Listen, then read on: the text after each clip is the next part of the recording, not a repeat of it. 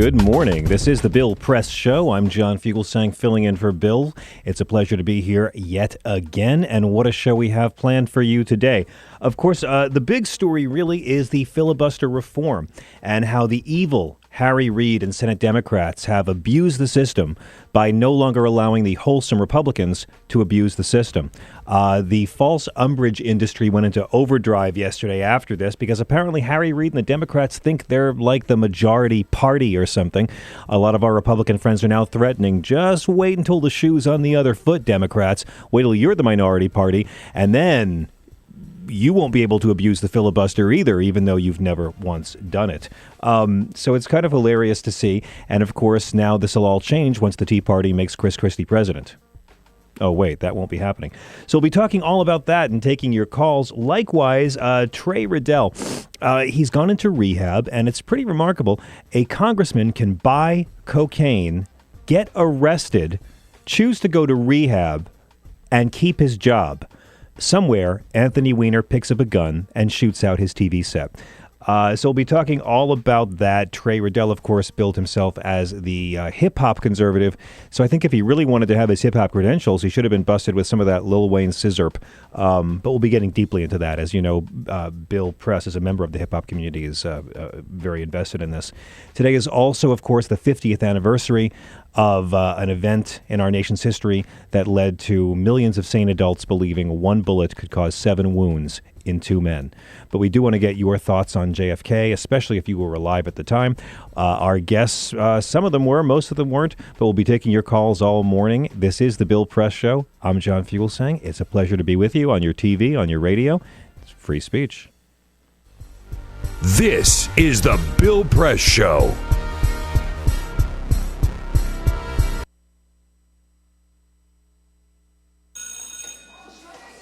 Don't look at me. Your hair's a bit frizzy today. Oh, you should pick that up. Oh, you're such a dork. Loser. Here, let me help you with that. Oops. Every day, kids witness bullying. Oh, look. Your crush is looking at you. Poor you. They want to help, but don't know how. See, no one here's gonna help you, because no one Teach likes your you. kids how to be more than a bystander. Visit stopbullying.gov. If you drive buzzed, it could cost you around $10,000. You'll face major legal fees, major fines, and steep insurance penalties. You could lose everything. Nothing kills a buzz like getting pulled over for buzz driving, because buzz driving is drunk driving. When some people struggle with their mortgage payments, they become frozen, petrified. Not knowing what to do, they do nothing.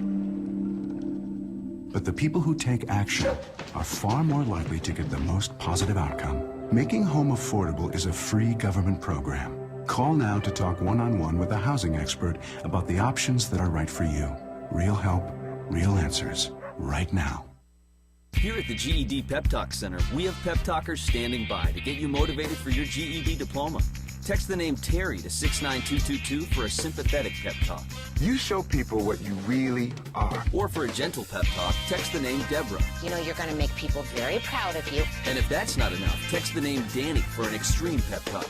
Prove everyone wrong. Show them you're the boss. Get your GED pep talk and find free GED classes. Text the name of the person you want a pep talk from to 69222.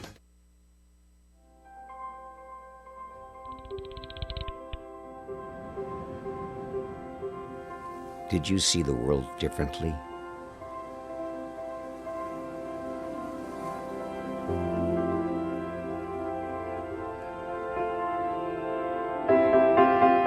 Did you celebrate the victory?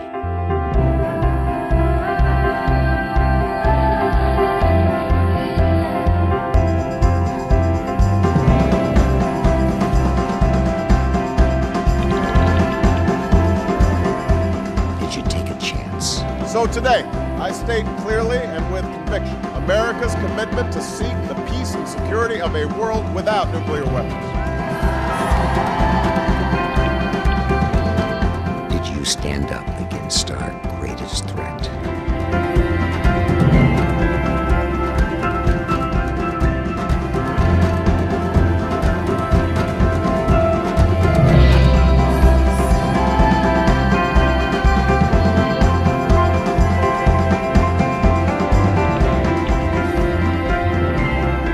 Did you commit to change the world?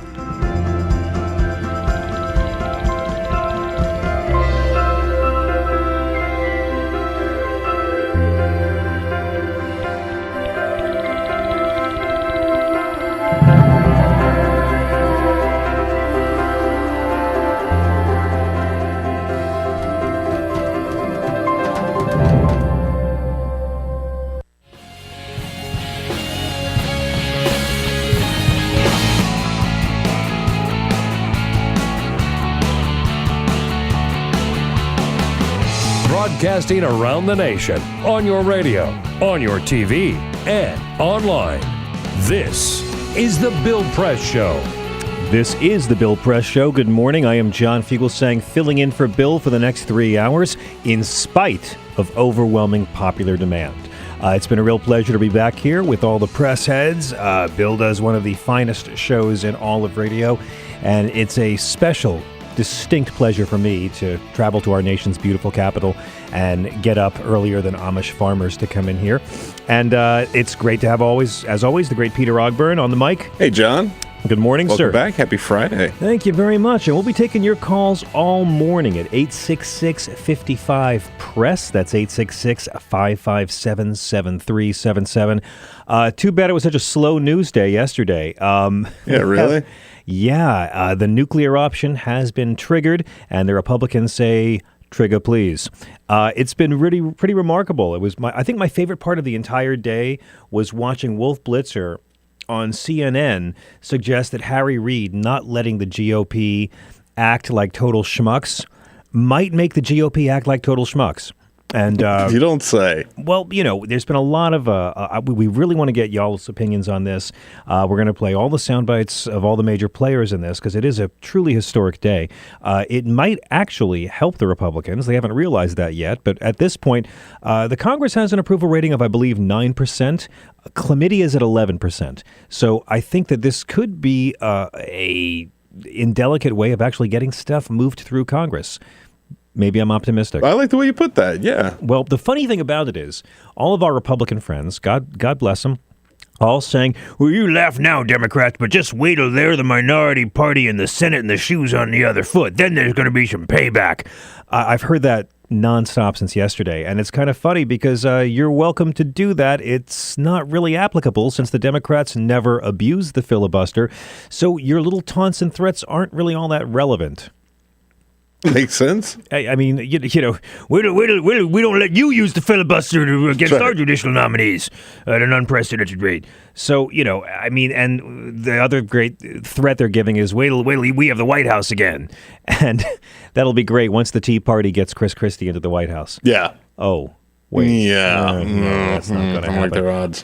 They won't. However, I think it is shaping up more and more to look like a 2016 campaign that's going to be Chris Christie against everyone else. Chris Christie will have the backing of Wall Street and the Chamber of Commerce, and you will see not Mitt Romney trying to please Wall Street and the Tea Party.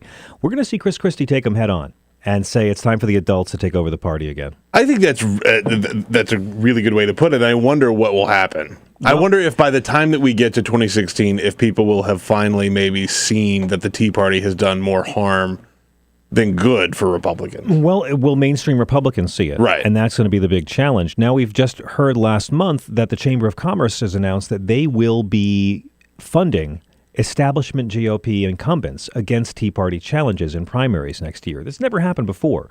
Wall Street is putting its foot down and saying, okay, y'all, we like how we run things. And here's the deal. If you look on the GOP as the servant of two masters, on the one hand, the Tea Party folks, the social conservative folks, the other hand, the Wall Street guys. Wall Street guys don't care about abortion. They don't want to see abortion become illegal for reasons I'm sure you can understand. Wall Street guys don't really mind gay marriage. They don't have a problem with it. Most of them know gay marriage helps economies. And Wall Street guys, my friends, really don't have a problem with illegal immigration. As the Reverend Jim Wallace likes to put it, at our border, there are two signs. One says keep out and the other says help wanted. So this is going to be the big power struggle, the social conservatives versus the Wall Street bosses. And it's going to be very telling to see how Chris Christie is the standard bearer for Wall Street and the establishment GOP. I actually think that he could get the nomination, and I actually think he could defeat Hillary Clinton, simply because he is by far the best public speaker of either potential fields, unless Elizabeth Warren runs. Not to mention, he's just a fascinating guy. Fascinating guy. I mean, it's hard to not watch him do anything. Frank Conniff of Mystery Science Theater likes to point out that he's a large man. Is he a large man? Frank says he's a large man, and Frank feels that he is allowed to say that because Frank is a larger fellow. So Frank has the most hilarious Chris Christie is a large man jokes that you'll ever hear, and he'll be joining us, the great Frank Conniff, I'm excited. of the cult favorite Mystery Science Theater 3000. He'll be here in the third hour, along with the great Tina Dupuy. We're also going to have Derrick Harkins, the pastor of the 19th Street Baptist Church here, talking about the hunger strike fasters for the immigration bill, which Marco Rubio is trying to make you forget he ever sponsored. We're also going to be joined by USA Today Washington Bureau Chief Susan Page, talking about yesterday's big news, and from Politico, Burgess Everett will be here to talk about, I'm guessing, the filibuster may come up. You got it, yeah. And of course, all y'all are going to be on the air as well. We want you to give us a ring at 866-55-PRESS. So I want to begin playing some sound from yesterday because it really was a day of history. It's not that often Congress makes news for doing stuff. And Harry Reid has been threatening to do this for a very, very long time. Harry Reid is sort of like one of those S&M slaves who forgot his safe word and just keeps getting pummeled and pummeled. And he threatened to do this last year. He threatened to do it earlier this year when the Senate used the filibuster to block the president's nominee for Secretary of Defense, Chuck Hagel, himself a former right-wing Republican. Harry Reid has threatened time and again to do this. No one took him seriously. Now he did it, and I gotta say, Harry Reid looks to have really de-invertebrated himself in the past month between how he conducted himself during the government shutdown and now this. Here is, I like to joke Harry Reid is he's Clark Kent without a phone booth. I mean, when he gets really angry, he turns into Bill Bixby, But here he is talking about the nuclear option. In the history of our country, some 230 plus years, there have been 168 filibusters of executive and judicial nominations. Half of them have occurred during the Obama administration.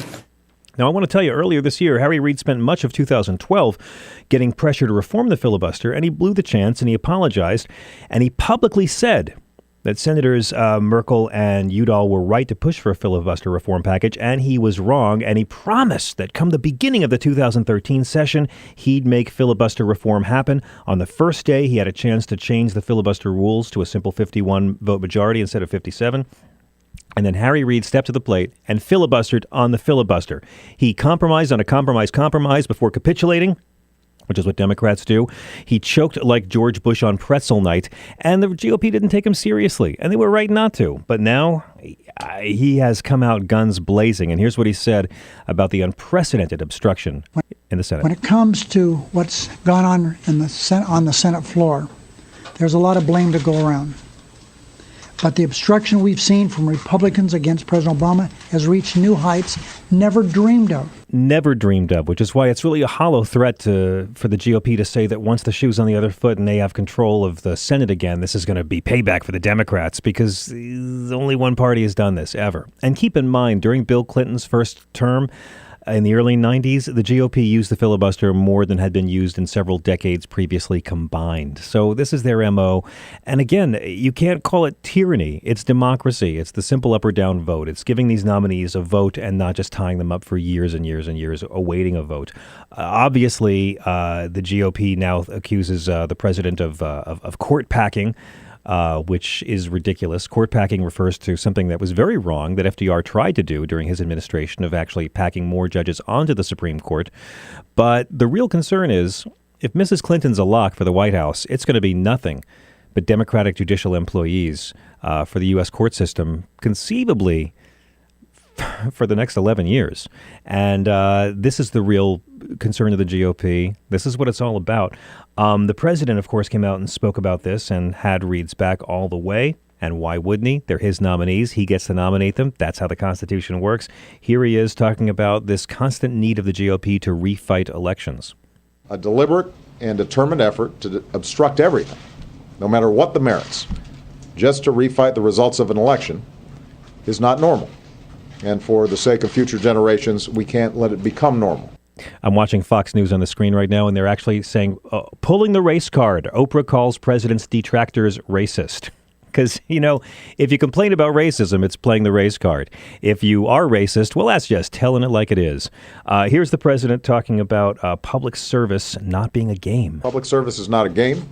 It is a privilege. And the consequences of action or inaction are very real. It's like Harry Reid and the Democrats think they're the majority party or something. I mean, when did they get so uppity? Weird. When did they get so uppity, these guys? We do want to know what you think, and I want to encourage our conservative friends, because I know you're listening at 6:16 Eastern Standard Time, to give us a call at 866-55-PRESS about this. I actually was shocked and delighted that they did this. It's just embarrassing. And it just sort of is one of the reasons why Congress has such a low approval rating. The Senate must now give a simple up or down vote on the president's judicial nominees, or as Fox calls it, tyranny and dictatorship. Here's the president once again saying enough is enough. Vote today, I think, is an indication that a majority of senators believe, as I believe, that enough is enough. The American people's business is far too important to keep falling prey day after day to Washington politics. Trey Riddell gets to go to rehab. Can you believe it? And keep his job? Yeah. I mean, Anthony Weiner has got to be just gnashing his teeth somewhere in a darkened room. Has to be. He's got to be weeping somewhere. It really goes to show that our Congress thinks that being a felon, that buying cocaine and being arrested for it, and admitting it and being convicted is not as bad as creepy male online behavior. And I bet our culture would agree as well. That's what got Foley. That's right. Yeah, no, absolutely. You can commit crimes, you can lie under oath, you will keep your job, but creepy male online behavior, you're out of there. Which, by the way, did not break any laws. There was no actual contact with anybody. Anthony Weiner was the biggest sex scandal with no actual sex in D.C. history. Yeah. And can you imagine how long it's going to be before he gets any sex? I mean, and I agree. I mean, he had to go. It was embarrassing, and he lied. Anthony Weiner came out when that whole thing happened and said, "Well, I have a funny last name, and so I was hacked, and people do this all the time." And then when it was revealed he was lying, my name's Fugelsang. You do not abuse the goofy last name card. That's right. You took that one personally. Do not throw that around. Yeah. And I will say to men out there with the computer, any woman that you've only met online who really wants to see a picture of your penis probably already has a penis of her own. And it's important to remember that, gentlemen, because if a woman wants to see one, she'll just go out in public and ask, and men will show it. You don't need to be sending one. And furthermore, if she doesn't ask, if a woman does ask and you know the woman and she asks for a picture, you hang on to that woman. You take care of that woman. You respect that woman. But if you send an unsolicited picture of your penis to someone who hasn't asked for it, you don't deserve to have a camera, a computer, women, or a penis. So keep that in mind. That's the lesson of of Congressman on Coke. I'm John Fugelsang. It's the Bill Press Show. We're waking up. Hope you are too. Give us a ring. We'll be right back. On your radio, on TV, and online. This is the Bill Press Show.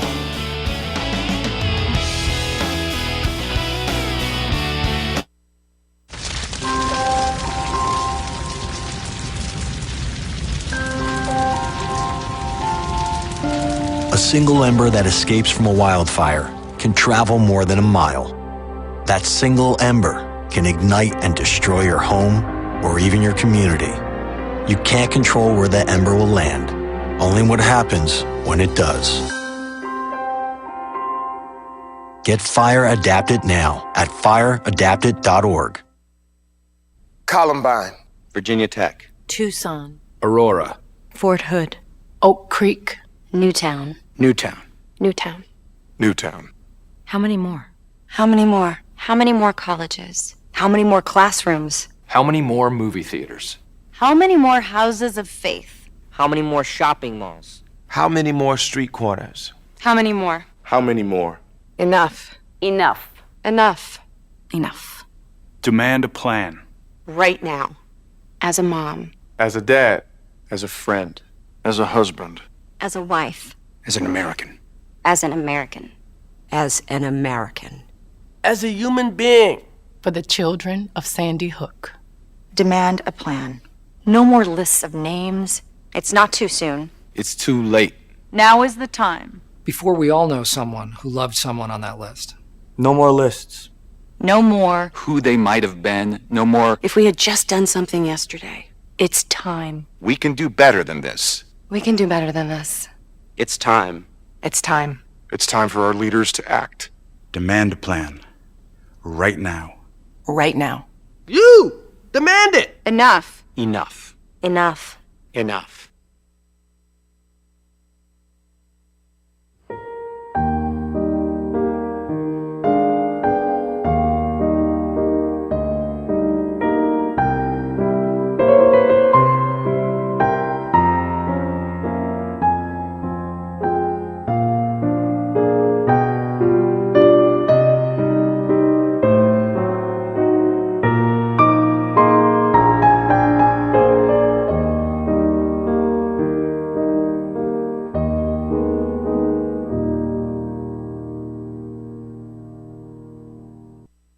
None of us would want to be told we can't marry the person we love. As Americans, we believe in freedom. That's what I fought for as a Marine, and that's what we believe in as Republicans. Freedom means freedom for everyone. I didn't used to understand the importance of same-sex marriage, but after learning my brother was gay, I wanted the same rights for him. He was the best man at my wedding, and I want to be the best man at his. It's only fair that Calvin should have the freedom to marry the person he loves, too. It's time for marriage.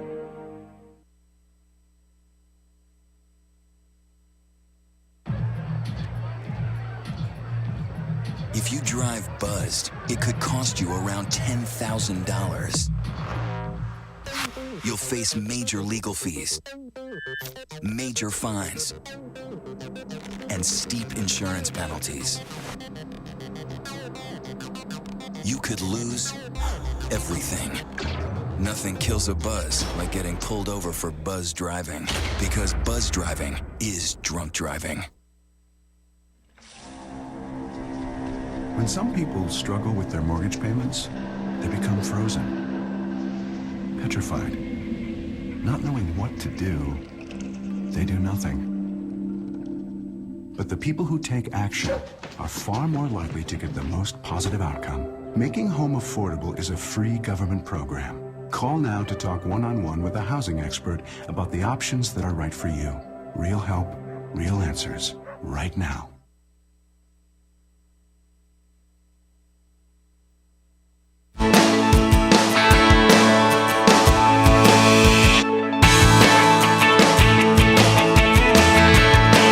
Seen on Free Speech TV and online on TawkrTV. This is the Bill Press Show. You know, it may seem like America's on the downslide. It may seem like there's growing income inequality and deindustrialization, outsourcing of our jobs, that we're going to have a lower standard of living than our parents, that the American dream is out of reach, or even worse, only within reach for a select few Americans. It may seem like the divide between the haves and have-nots is worse than ever. The prison industrial complex is making some people a lot of money by keeping black men locked up for consensual, nonviolent crimes that white men do every day.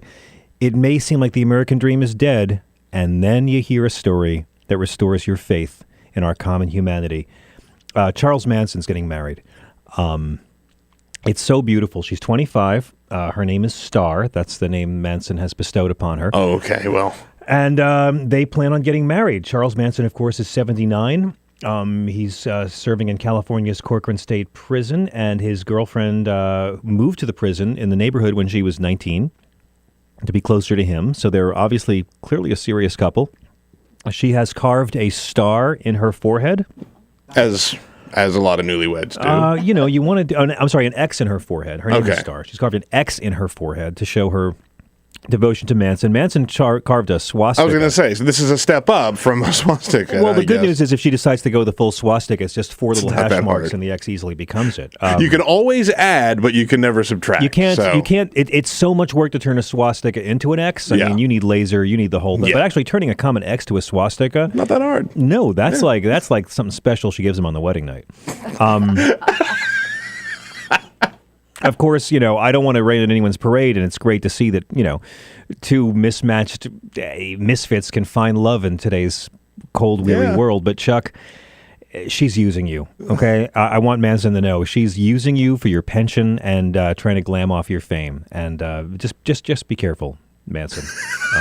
I'm glad you're giving him some advice, John. Well, it's I'm like, sure he appreciates the advice. Is this girl going to distract him from his music? That's my point. That's right. We've seen so many great musicians who, send women out to mass murder innocent people, then go to jail for decades, and they drop their music career when they meet a new girlfriend. Yeah, it's sad. Yeah. It's really sad. But anytime a 25-year-old and a 79-year-old outside of D.C. can find love together, it's fantastic. Now, if this was Congress, of course, and he was 79 and married a 25-year-old, she would continue to receive his pension payments for the rest of his life long after he died. Keep that in mind next time you see an older senator with his much younger second or third wife. You're such a romantic softie, John. George Miller's second wife. I love George Miller, but we will be paying his pension to that woman decades after he is gone. Man. Yeah, if the American people actually knew the Congressional pension system, they'd have pitchforks at the castle. Hey, it's the Bill Press Show. I'm John Fugelsang, filling in, and again, our best to Charles Manson and Starr. When I think of all the great guys that can't meet a nice 25-year-old girl, it's just, God bless. And we're taking your calls all morning at 866-55-PRESS. That's 866-55-PRESS. And, of course, we're talking all about the filibuster as well as Trey Riddell. It's the anniversary of President Kennedy's tragic murder, and we want to know your thoughts. Melvin is calling us from South Bend, Indiana. Good morning, Melvin. You're on the Bill Press Show. Good morning, John. You are hilarious, I'll tell you. It's too much free time, that's all. Yeah, let's get right to the point here. I am very proud of Harry Reid.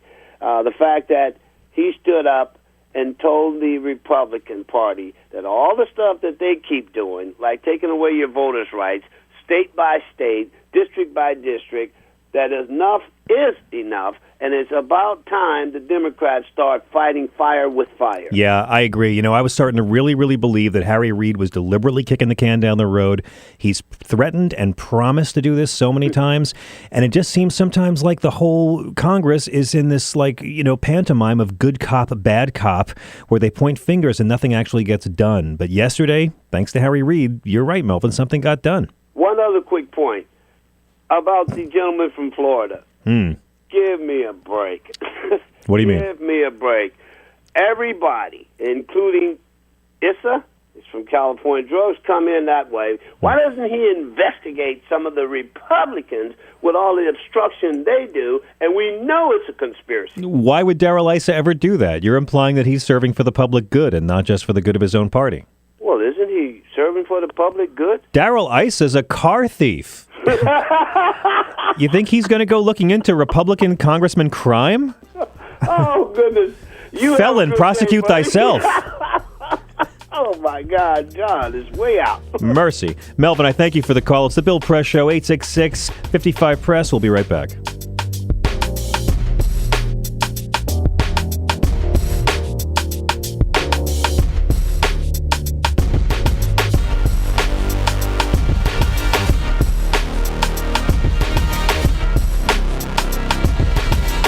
This is the Bill Press Show.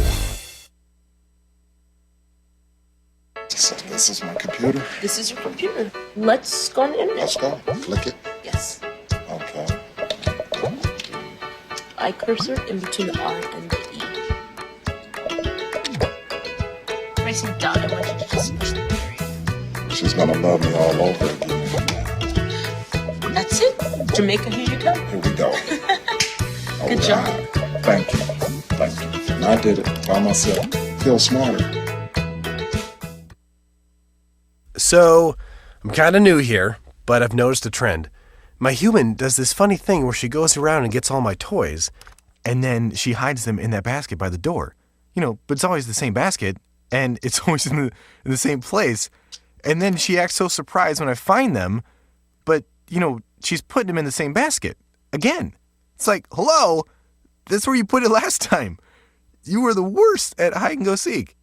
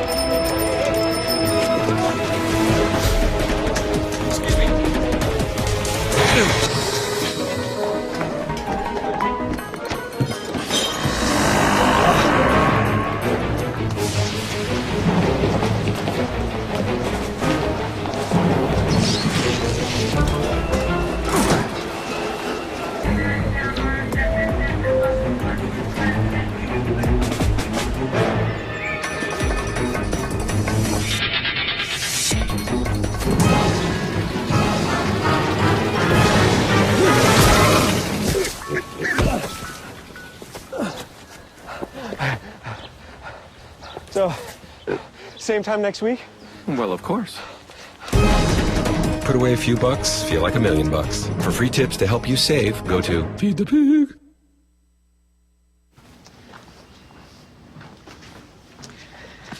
All right. I know this isn't any fun to talk about, but we should. Okay. So who's going to do what? I'll pack the dead batteries. Great. I'll only put what I don't need into a duffel bag. Perfect. That's totally unhelpful. No problem. Meanwhile, I will try to comfort everyone by speaking in a calm voice. And I'll try to get the generator going without any gas. Oh, let's not forget the cell phones, which probably won't work. Right. And who is going to handle supplies? I can forget to do a list for us. Thanks, pal. Well, I think we couldn't be any less prepared. I'm proud of you guys.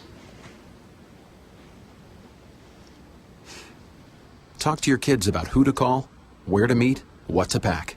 Visit ready.gov/kids for tips and information. Hey, thanks for stopping by. I followed your character since the first episode. I'm a big fan.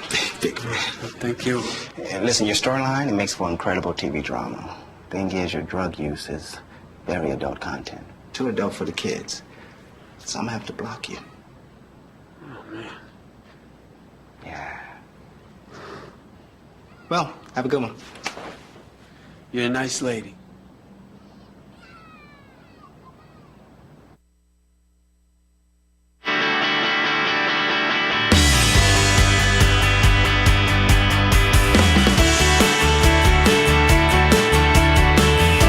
On your radio, on TV, and online.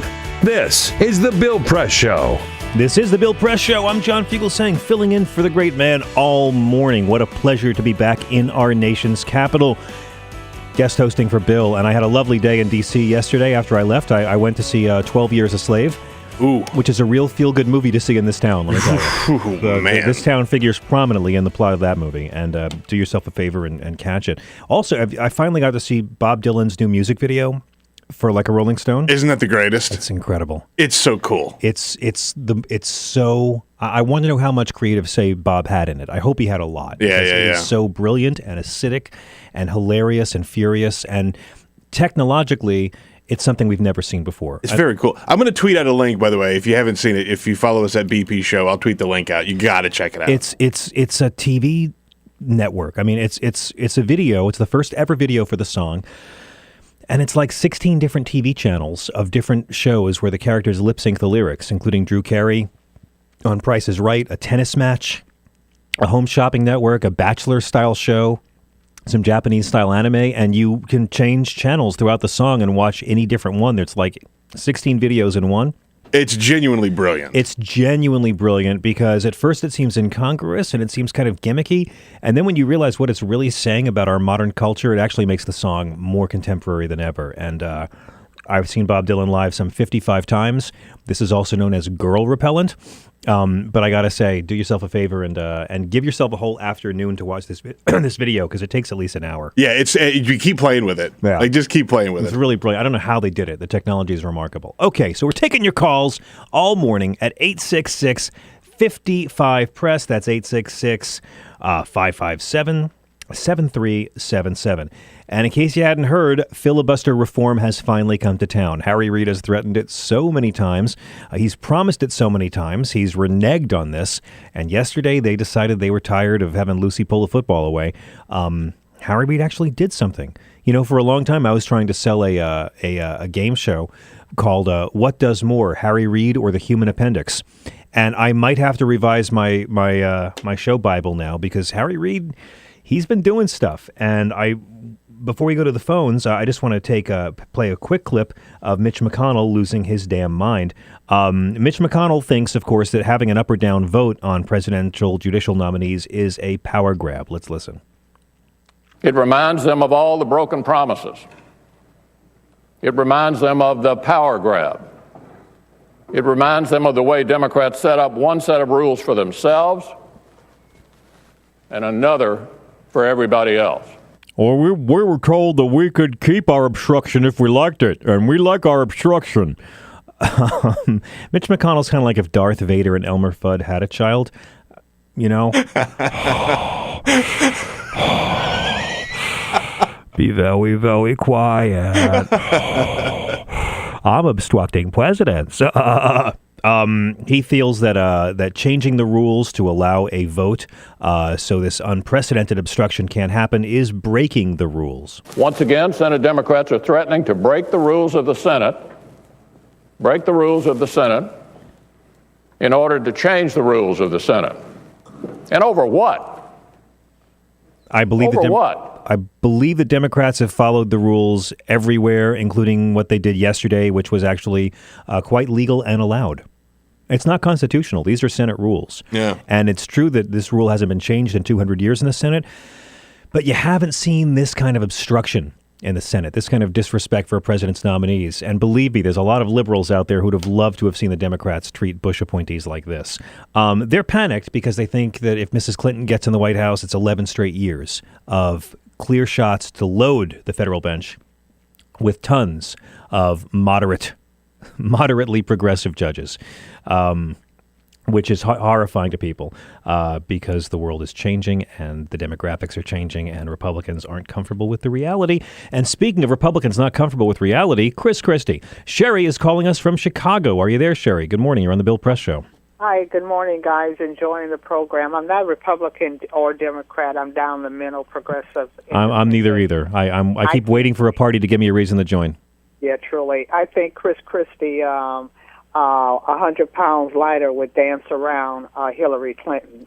Just because of the type of in-your-face personality that he has. Plus, I believe that he's all big business, all Wall Street, and what bothers me with the Democrats is that because of the fiasco with the technical situation with the Affordable Act, which I'm for 100%, they all seem to be going in different directions and not coming together as a party should.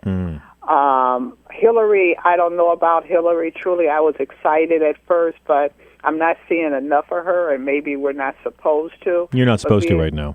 Okay, being Secretary of State, I do see that she was extremely, extremely beat down or tired. And you have to throw in the age factor. So I'm looking forward to Sanders or Elizabeth Warren or someone someone different. I'm not just Hillary. I'm so sick of everybody saying Hillary. I am too, and I would love to see Sanders or Warren run.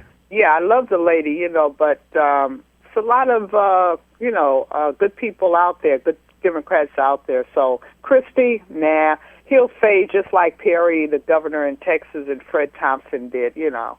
Yeah, well, I think you make a lot of good points. I would point out that Bernie Sanders is already older than Mrs. Clinton, and although he did a filibuster and proved that a 70-year-old guy can go for 7 hours, not just Sting. And I'd love to see Mrs. Warren run. I don't think that'll be happening, but I would campaign door to door for her in a second. Again, I'm not a Democrat, but she's the real deal. What about Sarah Palin? I've heard rumors about Sarah Palin. Well, it's funny you say that because I'm going to be on the Ed Schultz show later on today, and I've done his show the last 2 weeks talking about Sarah Palin. I think that if she ran, it would only be as a stepping stone to keep herself in the public eye long enough to get a gig doing ringside announcement for the World Wrestling Entertainment, or maybe make her leap to cosmetics infomercial. I can see her selling lip liner on late night TV. But I don't think she's going to be running. She's not a serious candidate. No one will criticize her in the GOP because they all want her endorsement. But Mrs. Clinton, it's hers if she wants it. I think she's the best Republican we've got. And I have to take issue with one thing you said, Sherry. Chris Christie doesn't need to lose 100 pounds to dance around Hillary Clinton. He's a much better public speaker. He can do it right now if he wants. He'd have to get the nomination. And that's why the real race is not going to be Democrat versus Republican. It's going to be Republican versus Republican in 2016. Oh, yeah, that was just a joke. Okay. That was just a joke on my part. Yeah. No worries. But again, the ironic thing about, since you brought up his weight, 100 years ago, William Howard Taft was 300 pounds, and that was a sign that he was wealthy and successful. Nowadays, Chris Christie being 300 pounds is a sign that he's just a regular guy. Interesting how the country has changed, and I thank you for the call. We want to get your calls as well at 866-55-PRESS. We'll be coming back after the break. I'm John Fugelsang. This is The Bill Press Show. This is The Bill Press Show.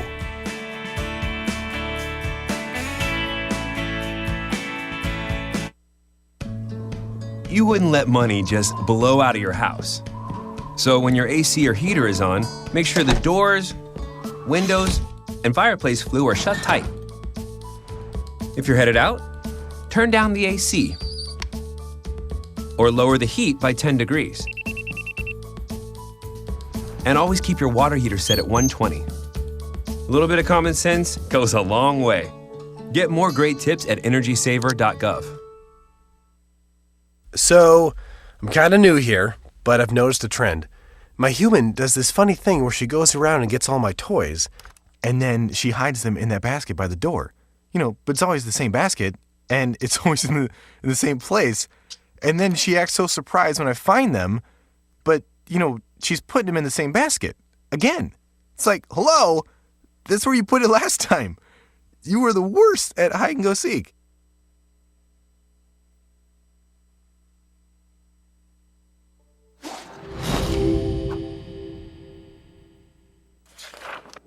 In 1920s America, the Great Depression effectively erased consumer demand. Struggling manufacturers needed new ways to get people buying again. Innovative production processes like stamping and use of molds allowed them to use new materials for their designs. Products using vinyl, chrome, aluminium and plywood began appearing. American industrial designers began introducing streamlined, efficient shapes that shouted progress. Bel Geddes pioneered what we now refer to as utilitarian art. Things that had little reason to look sleek, now all of a sudden did. At the 1939 World Fair featuring Bel Geddes' immensely popular Futurama exhibit, a new era of American industrial design proudly claimed to be building the world of tomorrow. Americans found great positivity in these futuristic forms. Yay. Things were looking up. American industrial designers realised that by making objects look great, people simply wanted them more. From cars to kitchen appliances, the most influential society on earth was spending money again. Mass consumption had arrived. Advertisers finally had lots to talk about. Personal taste could be expressed through the things you bought. Style became equally as important as function. Chair designers like Eames and Saarinen didn't just design seating, they created desirable lifestyles. People behind the products suddenly were stars. Everyone wanted to know who they were. Raymond Loewy was one of the shining lights of American industrial design. His face ended up on every coffee table in the nation. Toothpaste packaging promised whiter teeth. Washing powder packaging promised whiter whites. Who knew such simple household objects would shape the tastes and ambitions of an entire society? American industrial design improved America, functionally, culturally and intellectually, and exported it around the globe.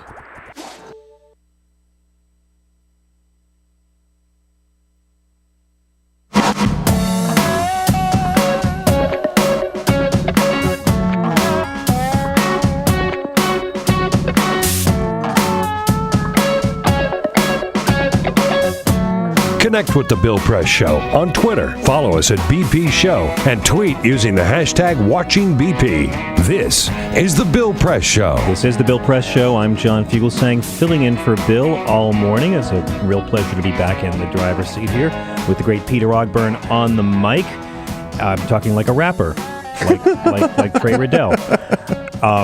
And again, I mentioned this yesterday, but if he really wanted to prove his hip-hop street cred, he should not have had cocaine. He should have had some of that Lil Wayne scissorp. And we're taking your calls. It's scissorp, right? That's your you got it. Your yeah, you absolutely got cough it. syrup mix. That's it. Yeah, nice smoothie, some crushed ice, and a little agave, and you got just in time for breakfast. Exactly. Taking your calls all morning at 866-55-PRESS. And I'm really pleased to be here on a Friday because that means I get to talk to USA Today Washington Bureau Chief Susan Page, a regular on the Bill Press program. Ms. Page, good morning. Welcome to the air. Hey, John, it's great to be with you. Great to be. Great to have you. Thank you so much. Kind of a slow news week for us, huh? I figure what it's like to have a slow news week because yesterday was not a slow news day with what the Senate was doing. No, it was not. And it was a great, great fun watching Democrats celebrating and watching Republicans gnashing their teeth. And perhaps both emotions are a bit misplaced in this case. But I really wanted to get your feedback on it because there's no way of underestimating how historic this is, right? Well, I think that's right. I mean, this reverses maybe 200 years of precedent in how the Senate works. It's the most fundamental change in Senate procedure in a generation, and it's one that has, we thought partisan fevers could not get any higher in this town. It's one that has inflamed both sides. It certainly has. And have you noticed any Republicans who've been upset about the use of the filibuster, or who are at least not surprised this happened?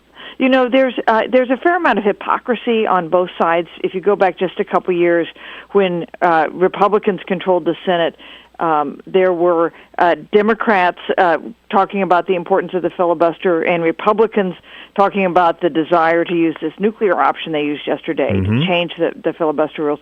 But those sides were flipped yesterday, and I think this is one of those developments that neither side will forget for a long time, and it's likely to be one of those inflection points, I think, in how Washington works. Well, you're very right, although I think a few years ago, of course, that's been invoked many times, the hypocrisy on the Democrats' part. However, the Democrats never used the filibuster as an obstruction tool on this mass scale.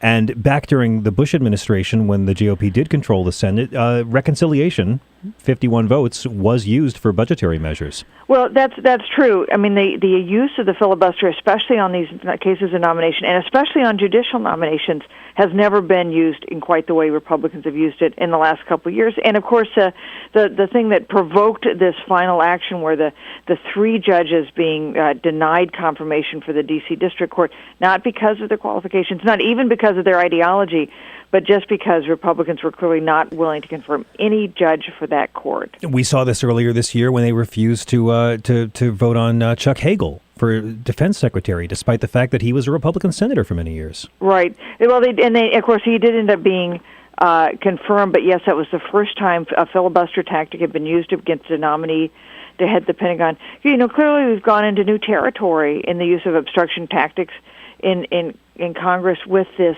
more partisan, world that we're living in now. Yes, it is worth noting that the filibuster was, I believe, used against Bill Clinton and Barack Obama more than the entire 20th century combined. Well, the numbers are striking. But given that, Republicans make the point that this is one of the things the Senate was designed to do. I mean, it's agreed that the tactics have been used more aggressively in the last couple of years than they've ever been used before. But the argument that you heard being made yesterday is that you make it easier to get things done in the Senate. You make it harder to slow things down that you might want to slow down, especially if you find yourself in the minority the next time around. And that is the risk that Democrats decided was worth taking yesterday. And it seems that in doing so, the Democrats appear to be rather confident in the demographics that they are going to control the White House and the Senate for more than 2 more years. Well, I don't know that I agree with you on that. I think that there is a chance that the Democrats will lose control of the the Senate in the 2014 midterms. Of course, they'll continue to hold the White House. And if you look at the 2016 race, it's too early to be very confident about that. But there's only been, I believe, twice in U.S. history that the same party has managed to hold the White House for a third term. So that's a historic bar for Democrats to cross in 2016. So I don't think you can be confident that Democrats will be firmly in control for the foreseeable future. I think that's a calculated risk. Oh, I have no confidence in that whatsoever. And if there's a way to drop the ball, the Democrats will find it. I was merely saying I think they seem confident that they've got a lock on the White House and the Senate for at least a little while to be doing something like this. But I wanted to ask you, a lot of our Republican friends were making rather grandiose threats saying, just wait till we control the Senate, and then the shoe will be on the other foot, Democrats, and see how you like it. But it seems a rather hollow threat because the Democrats were never the ones abusing the filibuster, so I don't see how this rule would really hurt them too much. Well, I think the argument, and it's one that Ruth Marcus makes this morning in the Washington Post, is that both sides will be emboldened to be more confident in the nominees they're willing to put forward, that presidents will be, because you only need to get 51 votes in the Senate, not the 60 margin. So President Obama can feel free. I mean, President Obama's going to now have more success, presumably, in getting nominees confirmed. If there are cabinet members who have been hanging around because it's impossible to confirm replacements, they may feel free to go, and there may be new faces there. And when Republicans are back in control, because that's going to eventually happen, the same will be true for them. So this may lay the groundwork for an even more sharply divided government, if that is possible. But in the short term, this is all about putting judges on the bench, and it does seem like the Democrats appear confident that they have a clear runway to really filling the federal bench with a lot of Democratic nominees. And if they can hang on to the White House and the Senate after 2016, we're looking at least 7 more years of Democrat nominees getting a straight ride through. I think you can feel confident that the next 3 years are years in which President Obama will be able to win confirmation for his nominees, and Democrats are applauding that. I think it is hard to look further ahead than that and see what all the ramifications are going to be of what the Senate did yesterday. I'd have to agree with you, and I think a lot of people are counting Hillary Clinton chickens well before they hatch. And I do want to talk to you about 2016, but first I have to bring up one thing. The biggest accomplishment, I would say, of yesterday's vote was that it completely knocked the healthcare debate off the airwaves for a 24-hour news cycle. I heard nothing about Obamacare all night. Well, of course, you heard Mitch McConnell saying that was the whole reason behind the maneuver was to distract attention. Now, it may have worked for 24 hours. I think it's probably not going to work for much longer than that, because, we're facing that deadline coming up just in a week for the website to be working more operational for the vast majority of users, and there's no way that's not going to be getting a lot of attention. What about Trey Riddell? Do you think that there's any lasting lessons from this story? Do you think that the fact that he seemingly will be keeping his job will augur well for the Republicans? Well, I think Republicans probably prefer to see the congressman resign, given the incredible spectacle of him pleading guilty to possession of cocaine. But we know that it's not up to people in Washington whether he keeps his seat. It's up to the people in his district in Florida, and there's not anything anybody can do about that. You're very, very right, and the Democrats will use him as a cudgel against the GOP. I thank you so much for the call. I wanted to ask you about 2016, but hopefully I'll get a chance to come in here and interview you again. Susan Page is the USA Today Washington Bureau Chief. It's a real pleasure to have you. Hey, thank you, John. Take care. And we'll be taking your calls when we come back, 866-55-PRESS. This is the Bill Press Show.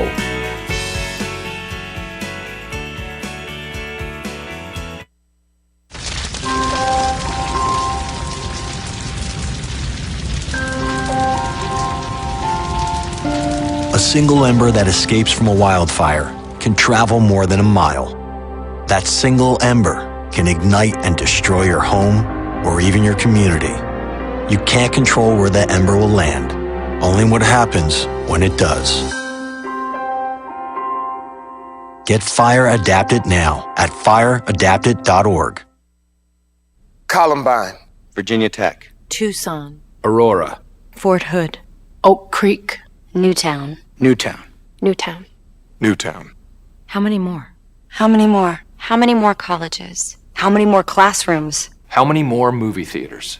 How many more houses of faith? How many more shopping malls? How many more street corners? How many more? How many more? Enough. Enough. Enough. Enough. Demand a plan. Right now.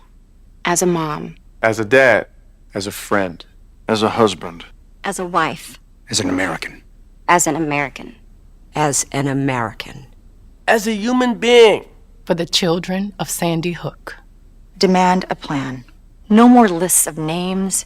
It's not too soon. It's too late. Now is the time. Before we all know someone who loved someone on that list. No more lists. No more. Who they might have been. No more. If we had just done something yesterday. It's time. We can do better than this. We can do better than this. It's time.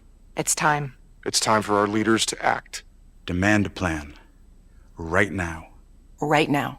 You! Demand it! Enough. Enough. Enough. Enough.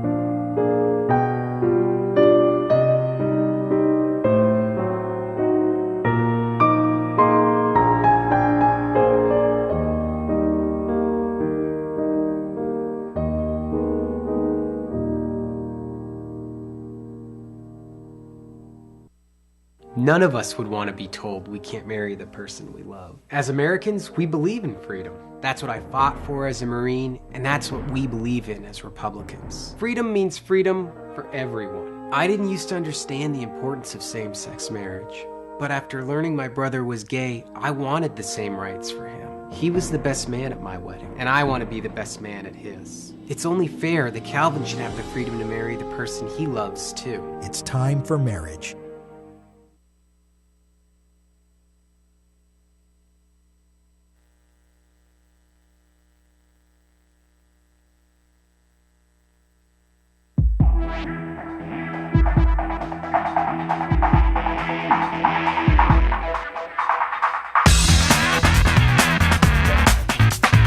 This is the Bill Press Show. I'm telling you, Trey Riddell is just doing his damnness to keep drugs out of the hands of young people, and we should thank him for that. It's the Bill Press Show. I'm John Fugelsang, filling in for Bill all morning long. We are taking your calls at 866-55-PRESS.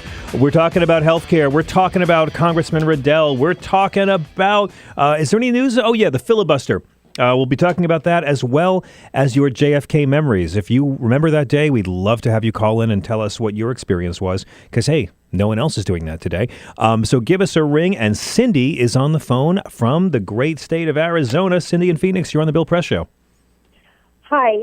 When are you coming back, John? When are you coming back to Phoenix? It just killed me that I missed Guilt, a Love Story, and I would love to catch. So 2 questions. When are you coming back to Phoenix, and when and where can I catch Guilt, a Love Story, if ever again? Guilt, a Love Story is an off-Broadway solo show I did. I was nominated for the Drama League's Distinguished Performance Award. Hey. I lost to Liev Schreiber, that hack. And I did the show at the Orpheum Theater in Phoenix last year. I'm not sure when I'll be bringing that back, but the Sexy Liberal Comedy Tour, which I do with Stephanie Miller, whose show follows this one, will be coming back to the Phoenix Orpheum this coming February.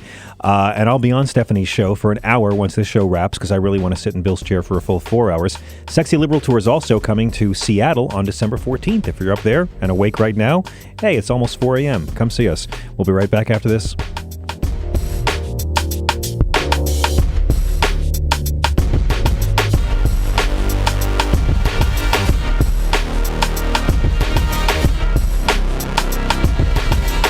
This is the Bill Press Show.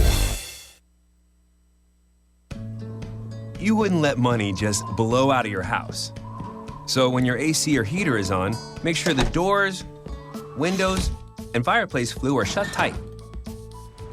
If you're headed out, turn down the AC or lower the heat by 10 degrees. And always keep your water heater set at 120. A little bit of common sense goes a long way. Get more great tips at energysaver.gov. So, I'm kind of new here, but I've noticed a trend. My human does this funny thing where she goes around and gets all my toys, and then she hides them in that basket by the door. But it's always the same basket, and it's always in the same place.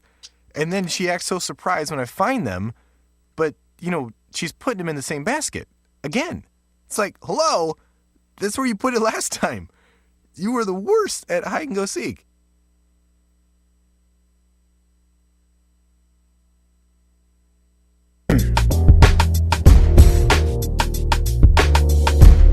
Good morning. This is the Bill Press Show. I'm John Fugelsang filling in for Bill.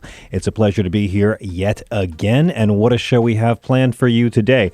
Of course, the big story really is the filibuster reform and how the evil Harry Reid and Senate Democrats have abused the system by no longer allowing the wholesome Republicans to abuse the system.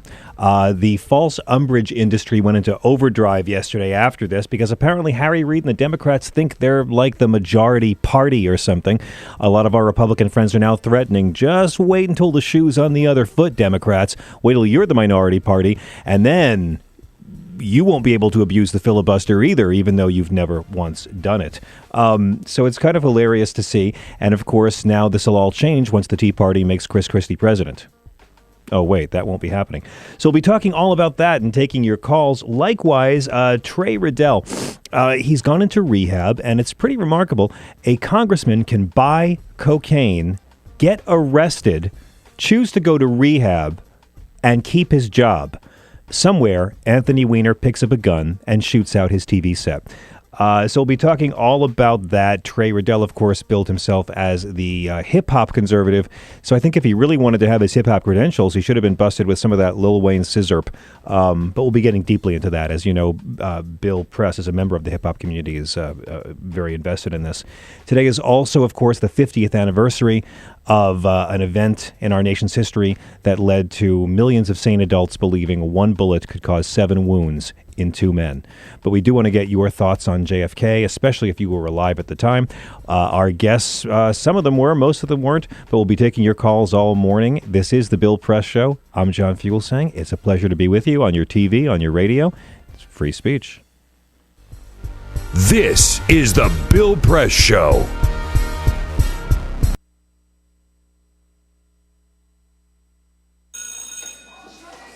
Don't look at me. Your hair's a bit frizzy today. Oh, you should pick that up. Oh, you're such a dork, loser. Here, let me help you with that. Oops. Every day, kids witness bullying. Oh, look, your crush is looking at you. Poor you.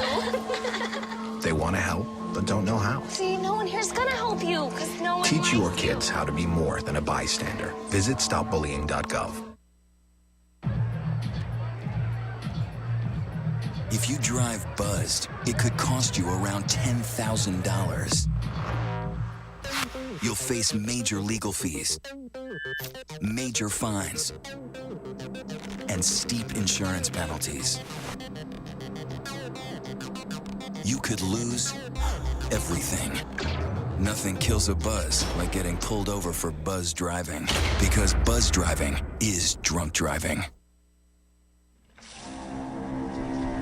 When some people struggle with their mortgage payments, they become frozen, petrified.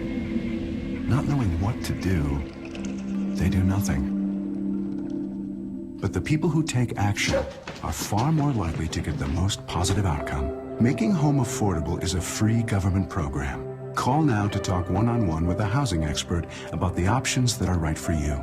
Real help, real answers, right now. Here at the GED Pep Talk Center, we have pep talkers standing by to get you motivated for your GED diploma.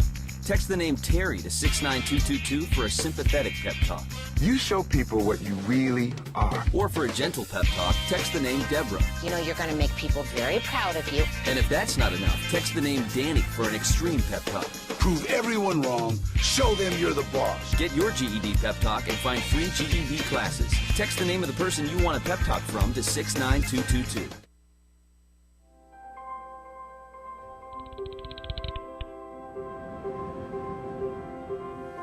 Did you see the world differently?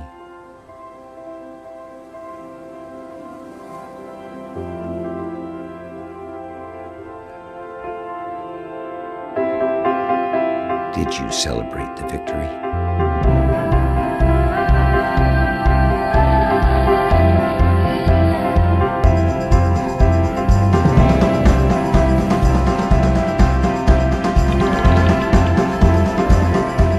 Did you take a chance? So today, I state clearly and with conviction America's commitment to seek the peace and security of a world without nuclear weapons. Did you stand up against our greatest threat?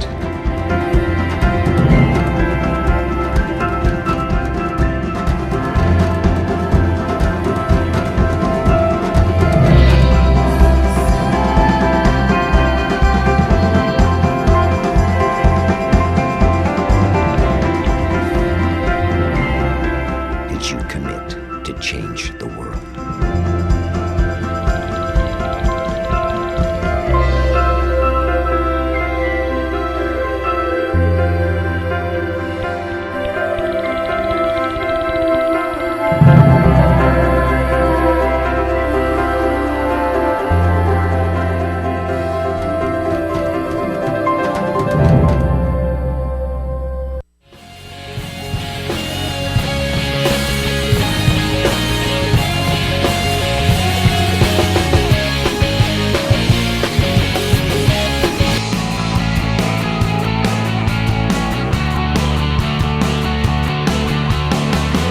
Broadcasting around the nation, on your radio, on your TV, and online.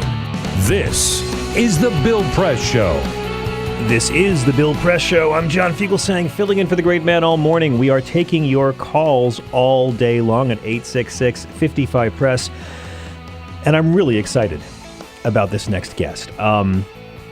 Earlier this year, I was just saying this in the break, earlier this year, of course, Pope Francis, our new pontiff, came out and said that American Catholics need to stop being so obsessed with abortion and gay marriage and contraception. Those are three things Jesus never talked about, and rather focus on the social justice issues of helping the least among us, which is what Jesus talked about. Matthew 25, that great separating the sheep from the goats parable, Jesus comes out and lays down his marching orders. You take care of the sick, you take care of the poor, you be nice to those in prison, you look out for the least among us, which is why there's a rich tradition in this country of Christians using Scripture to bring about social justice. The very first act of protest by Europeans on our soil was, of course, Father Bartholomew de las Casas, who was on Columbus's boat, and he was the one who wrote back to Queen Isabella discussing the disgusting human rights abuses and torture Columbus was inflicting on the indigenous peoples. The first act of protest, Catholic priest. And it continues to this day, and that's why I'm really, really pleased to welcome to the show the pastor of the 19th Street Baptist Church, Derrick Harkins, to talk with us about Fast for Families. Pastor, good morning. Welcome to the Bill Press Show. It's great to be with you early this morning. Early, yes. It's painful. We're up before the Amish farmers get up for milking. But in building on what I said, I it's very inspiring to see this, because a lot of times when you watch, and there's progressive Christians listening to this, and there's also cool atheist friends who get along with their cool Christian friends. But if you turn on TV, all you really see of faith, it tends to be either atheists or creeps screaming at women outside clinics. Yeah. And all too often, the good work that spiritual people of any background, Jewish, Christian, Muslim, Scientologist, the good deeds usually go unreported. There's not a lot of drama. And so it was really heartening to see Sister Simone Campbell's crusade get some coverage last year. And now what you're doing here in D.C. is getting some coverage. And I'd love to ask you about how Fast for Families began. Sure. Well, first of all, and I love the fact that you point to the long-standing tradition in terms of people of faith really understanding the importance of social advocacy and having an underpinning of the ethics and morality of justice and fair treatment. And so there's already a seedbed for this. I mean, when you think about fasting, the names that immediately come to mind for me are Cesar Chavez and Mohandas Gandhi and Bobby Sands. Exactly. And I think what it speaks to is the fact that there's an incredible measure of momentum and a sort of a deeper sense of commitment that can be seen when somebody's really making that level of commitment. And we've been down on the mall, and I say we because there are a number of us who've been in solidarity with the core fasters who've now been on the mall for 10 days without food, and have been there to obviously press the case that our broken immigration system really tears apart families and is really counterproductive to everything that I think that conservatives as well as progressives would think are the best American ideals. So there's a dimension to this fast that's really, I think, more than a lot of folk expected. I think I was telling you earlier that a number of elected officials have come down from the Hill because, the tent is literally right at the foot of Capitol Hill. Yes, I saw it last night. And I think a lot of them have come, maybe thinking, well, this is your sort of your run-of-the-mill photo op or press op that I'll be a part of, and have really come away transformed because of the commitment, the resolve of the people who are there. And fasting is something we don't hear about too much as a protest. If you look on the protest spectrum, with 10 being dousing yourself with kerosene and setting yourself on fire, and 1 being commenting on the Daily Beast, I'd have to say, fasting is pretty serious. And I have a lot of questions for you about it. And I want to highlight that fasting and hunger strikes aren't the same thing. Absolutely. But tell me how this demonstration began and what it's all about. What is the cause? Well, a number of groups who have gathered around this, SCIU, PICO, Faith in Public Life, Sojourners, National Hispanic Christian Leadership Conference. I mean, there's a wide range of folk who and I'm not naming by any stretch of the imagination all of the groups who are part and who are being network, who are supportive of this, have understood the fact that where we stand right now, for example, the fact that the Senate bill that has passed for immigration reform is there. We know that all that remains between comprehensive immigration reform being enacted and where it is now is approval or a vote in the House. Mm-hmm. And so there's a focused objective there to compel the leadership of the House to understand that. So that's kind of part of the initial onus that we're bringing to this. And then the fact that we've seen this moment so often before. We saw it with the DREAM Act. We saw it, obviously, back in 2007, that we've gotten so close. And I think there's been a real concern, or I should say there's a real sense amongst people of faith and others, too, that maybe now, because we are once again close, let's bring to this a dimension of commitment and faith and resolve that's coupled with all the strategy that goes on up in the Hill. But let's have some folk in a tent who are praying, who are making the real commitment to the discipline and the sacrifice of fasting, again, because of that great tradition that we're talking about, and really press this case. And obviously, the way that spreads out is the attention that it brings to the issue, and the people, again, I think, who were really transformed by this. Pastor, I just spent a couple of months on the road working on a documentary about the American dream for PBS, talking with young dreamers, with young people who were brought here as children and are now, thanks to DACA, able to stay here and work, but in many cases their parents still face deportation. 3 weeks ago, I was in Montgomery, Alabama, talking to a woman whose husband is facing deportation. And there's so much disinformation about what undocumented folks are facing. The biggest one being that this is an amnesty bill.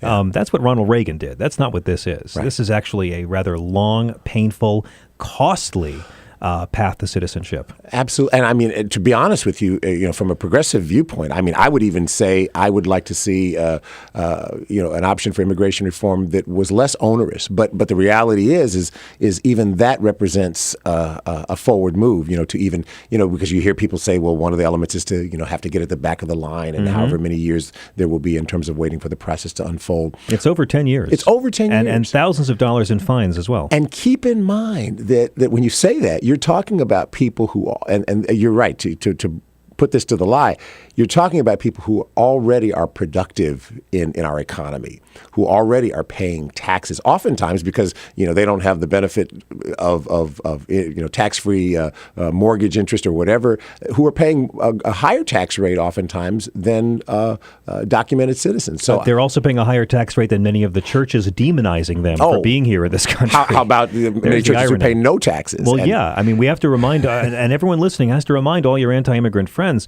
no one's disputing that these folks have broken the law in coming over here. Ask an Indian how he feels about hearing white people call others illegal sometimes. But you make a very important point. Undocumented workers in our midst are paying state taxes, they're paying federal taxes, and they're paying sales taxes. They're already contributing to your economy and making it better. Absolutely. And so to your point, or your question about really what the genius of all of this was, is the fact that it just makes sense. I mean, it makes moral sense. Obviously, there are many of us who see it as making theological sense, and the fact that we are at a point where there's really not much argument left to be had. That's where we'll disagree. Okay. Well, I mean, I'll say let me put it this way, from a rational, logical basis, there's not much argument left to be had. I agree. And from a moral basis, there's not much argument left to be had. But from an electoral basis, it's one thing for senators to recognize that you don't get the White House without 70% of the Hispanic vote. And it's in the interest of any party to embrace this. However, we know that there are many, many congressmen in districts, mostly down south, that don't really care about this issue. And they would actually lose the support of their base if they were to embrace something that's been called dishonestly an amnesty bill. Marco Rubio himself staked his entire political career and his presidential aspirations on the Gang of Eights bill in the Senate, and now he has dropped that. I'm sure you've noticed, Pastor, like a hot rock. He's talking about abortion in every speech. This weekend he was bashing gays again. He does not talk about the need for immigration reform anymore. One of the authors of this bill has seemingly abandoned it because the GOP is so opposed to it, even if it hurts their White House chances for decades to come. Yeah. I think, it's interesting because when the DREAM Act was up for a vote, I think a lot of folk thought that this was low-hanging fruit. This made so much sense because obviously, as you just sort of unfolded, the reality for Dreamers is that they're already, again, woven into the fabric of American society. Yeah. And the fact that a bill like that would not pass, I think, is indicative of what you're talking about, that we've got a situation now where there are folk who are so stratified, so oppositional, and it's because, again, you're right, they're, in redistricting, hey, here you go. This is the result, that you've got districts now where there's no larger sense of, I love this word, you don't hear it often, the commonweal, the fact that there should be a larger sense of commitment to a sort of a transcending idea that's bigger than your congressional district and certainly bigger than your own sort of isolated set of interests. And unfortunately, that's not the case. We are talking with pastor of the 19th Street Baptist Church, Derrick Harkins, about Fast for Families. And I think you're exactly right. And one of the arguments we often hear is from our right-wing Christian friends, when you talk about using democracy to better the lives of others, you'll hear, Jesus said to help the poor and the suffering, but he didn't say that the government should force us at gunpoint to do it. I do private charity, and I'm nice to people, and I don't see why the government should hold a gun to my head and make me take care of the poor, blah, blah, blah, Benghazi. No, these people never once complained when their tax dollars were used for war and occupation in Iraq. They don't like seeing their tax dollars used to help the least among us. And tell me if you disagree, but to me, that's an abdication of the role Christianity plays in democracy.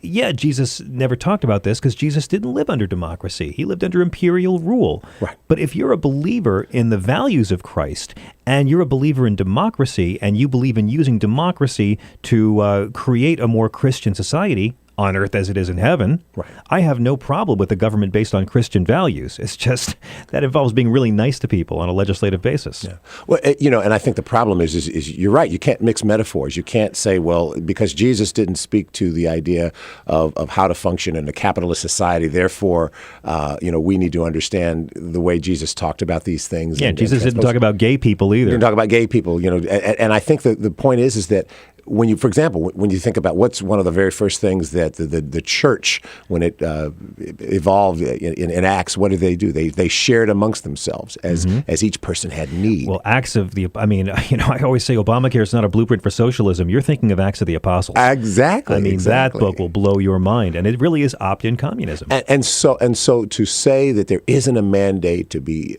have concern and care for again the larger community is just you're right. It runs contradictory to to, I think, what's the consistent message in Christianity, and really, to be honest, in largely every faith tradition. So you're right. I think there's an understanding, and along with it, there's just a practical understanding. Elizabeth Warren has a wonderful, I do it disservice to call it a riff, but she has a wonderful statement that she's made about the fact that, when you talk about independent business owners and how they shouldn't be taxed because this is, obviously from the right. And then she talks about the streets that lead to their factories, yes. Obviously by the public commonweal, the police who enforce the areas around them, the utilities that run into You them. didn't build that speech. You didn't, exactly. Which the president tried to rip off rather indelicately last year. Yeah. And it led to a world of hurt for him because he didn't express it as well as she did. Exactly. So, but the point still stands is that if we talk about this from a context of faith or from an absolutely valid, secular humanist context, it still makes sense to say, well, we've got to care about the larger good. Oh, that's awesome. It's true that we've seen such a history in this country of the Bible used for very cruel and sinister purposes, including slavery. I mean, somehow they twisted I am my brother's keeper into I can keep brothers. Sure. And so to see what you're doing is so inspiring. And I want to talk to you after the break about Faster Families more, because you've had some very surprising celebrity luminaries come down to visit. And I want to talk to you about the role of protest for progressive Christians. We are, of course, talking to Pastor Derrick Harkins of the 19th Street Baptist Church and taking your calls when we come back at 866-55-PRESS. This is the Bill Press Show.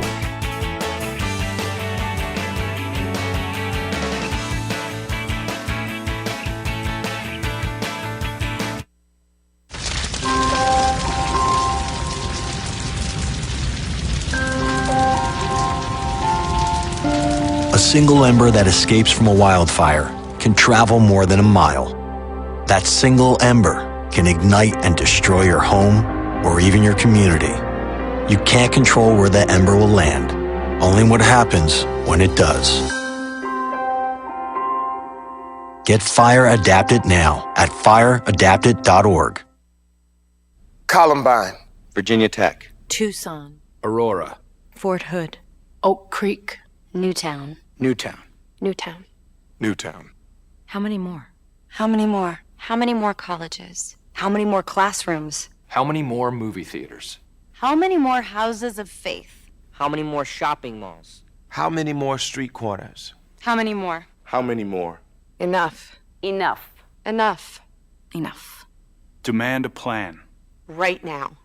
As a mom. As a dad. As a friend. As a husband. As a wife. As an American. As an American. As an American. As a human being. For the children of Sandy Hook. Demand a plan. No more lists of names. It's not too soon. It's too late. Now is the time. Before we all know someone who loved someone on that list. No more lists. No more. Who they might have been. No more. If we had just done something yesterday. It's time. We can do better than this. We can do better than this. It's time. It's time. It's time for our leaders to act. Demand a plan. Right now. Right now. You! Demand it! Enough. Enough. Enough. Enough.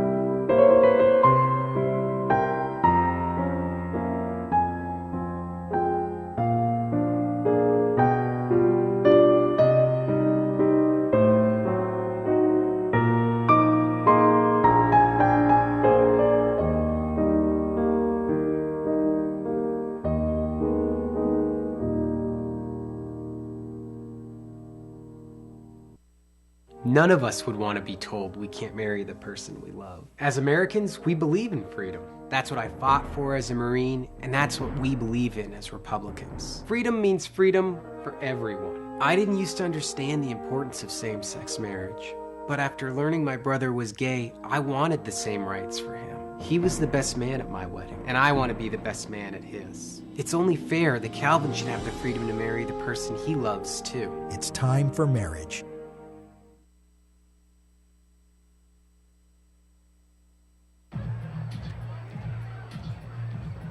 If If you drive buzzed, it could cost you around $10,000.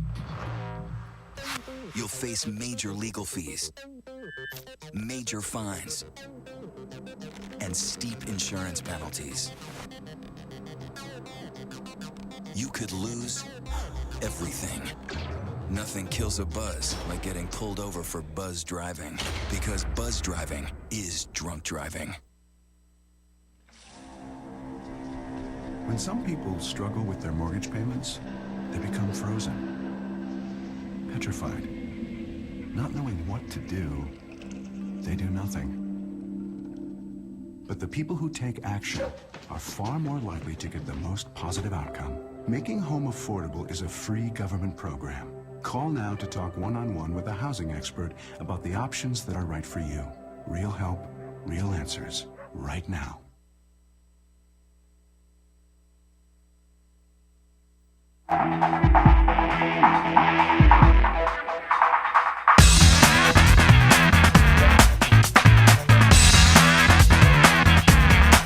On your radio, on TV, and online.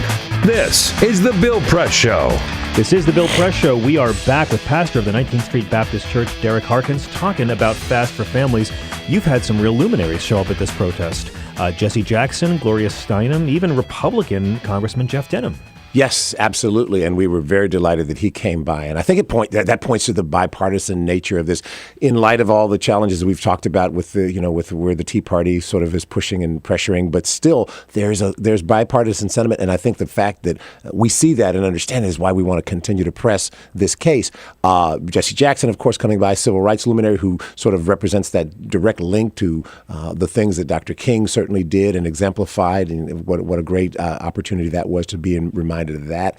And Gloria Steinem, she was here, of course, in town to receive, very appropriately and rightly, the Medal of Freedom, and came by. And one of the things that we've asked those luminaries to do when they come by is to hear the stories of the fasters, which are compelling in their own right, to share with them, and then in their own way to share in a moment of prayer. And no pressure to do that in any kind of way that's orthodox or whatever. Yeah, wear this hat. Exactly. And the fact that Gloria Steinem welcomed the opportunity to kind of connect and combine, spirit and heart with the fasters like that was really a wonderful thing, and all the rest of those as well. It's lovely, and I'm very happy that this show is drawing attention to it. Do you want to take a call? Sure. Michael is calling us from Dublin, Virginia. Good morning, Michael. You're on the Bill Press Show. Good morning. And I'd like to address the idea of protest and religion. Please.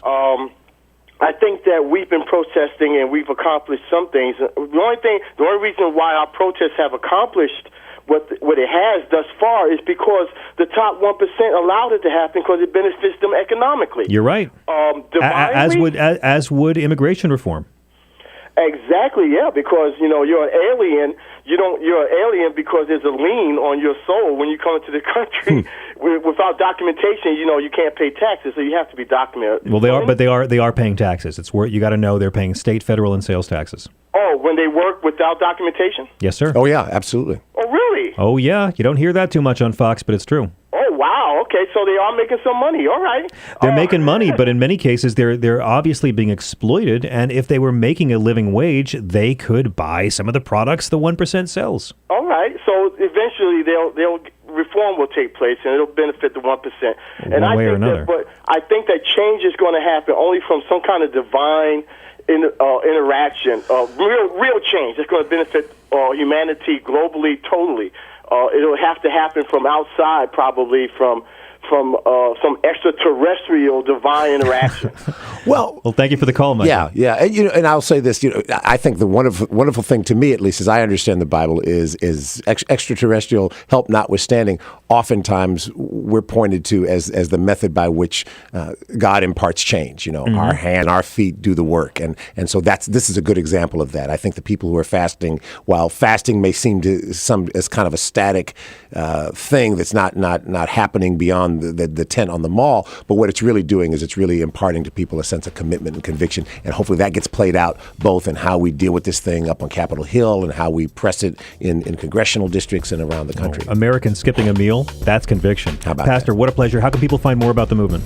Well, Fast for Families is the hashtag. Okay. FastForFamilies.org is the website. Pastor Derrick Harkins, what a pleasure. Have a great day. I'm John Fugelsang. We'll be right back after this on the Bill Press Show.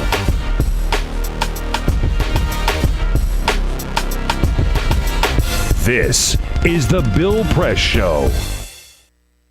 Jay Farner here with Quicken. So this is my computer. This is your computer. Let's go on the internet. Let's go. Click it. Yes. Okay. I cursor in between the R and the E. Pressing dot, I want you to just push the period. She's gonna love me all over again. That's it. Jamaica, here you go. Here we go. Good job. Thank you. Thank you. And I did it by myself. Feel smarter. So, I'm kind of new here, but I've noticed a trend. My human does this funny thing where she goes around and gets all my toys, and then she hides them in that basket by the door. You know, but it's always the same basket, and it's always in the same place. And then she acts so surprised when I find them, but, you know, she's putting them in the same basket. Again. It's like, hello? That's where you put it last time. You were the worst at hide and go seek.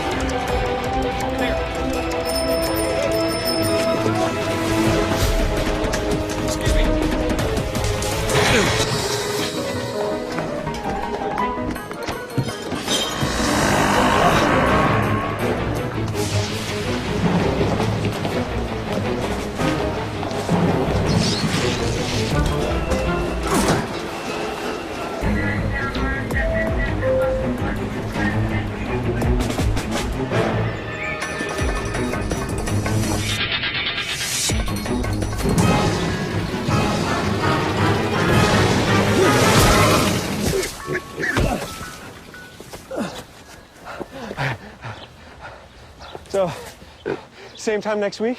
Well, of course. Put away a few bucks, feel like $1 million. For free tips to help you save, go to Feed the Pig.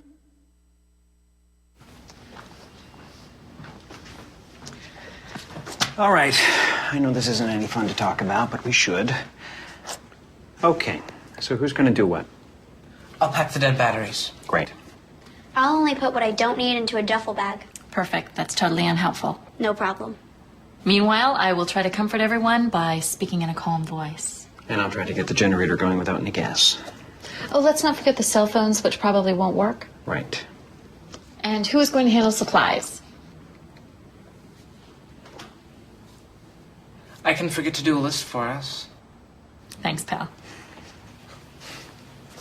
Well, I think we couldn't be any less prepared. I'm proud of you guys. Talk to your kids about who to call, where to meet, what to pack. Visit ready.gov/kids for tips and information. Hey, thanks for stopping by. You know, I followed your character since the first episode. I'm a big fan. Big fan. Thank you. And listen, your storyline, it makes for incredible TV drama. Thing is, your drug use is very adult content. Too adult for the kids. So I'm gonna have to block you. Oh, man. Yeah. Well, have a good one. You're a nice lady.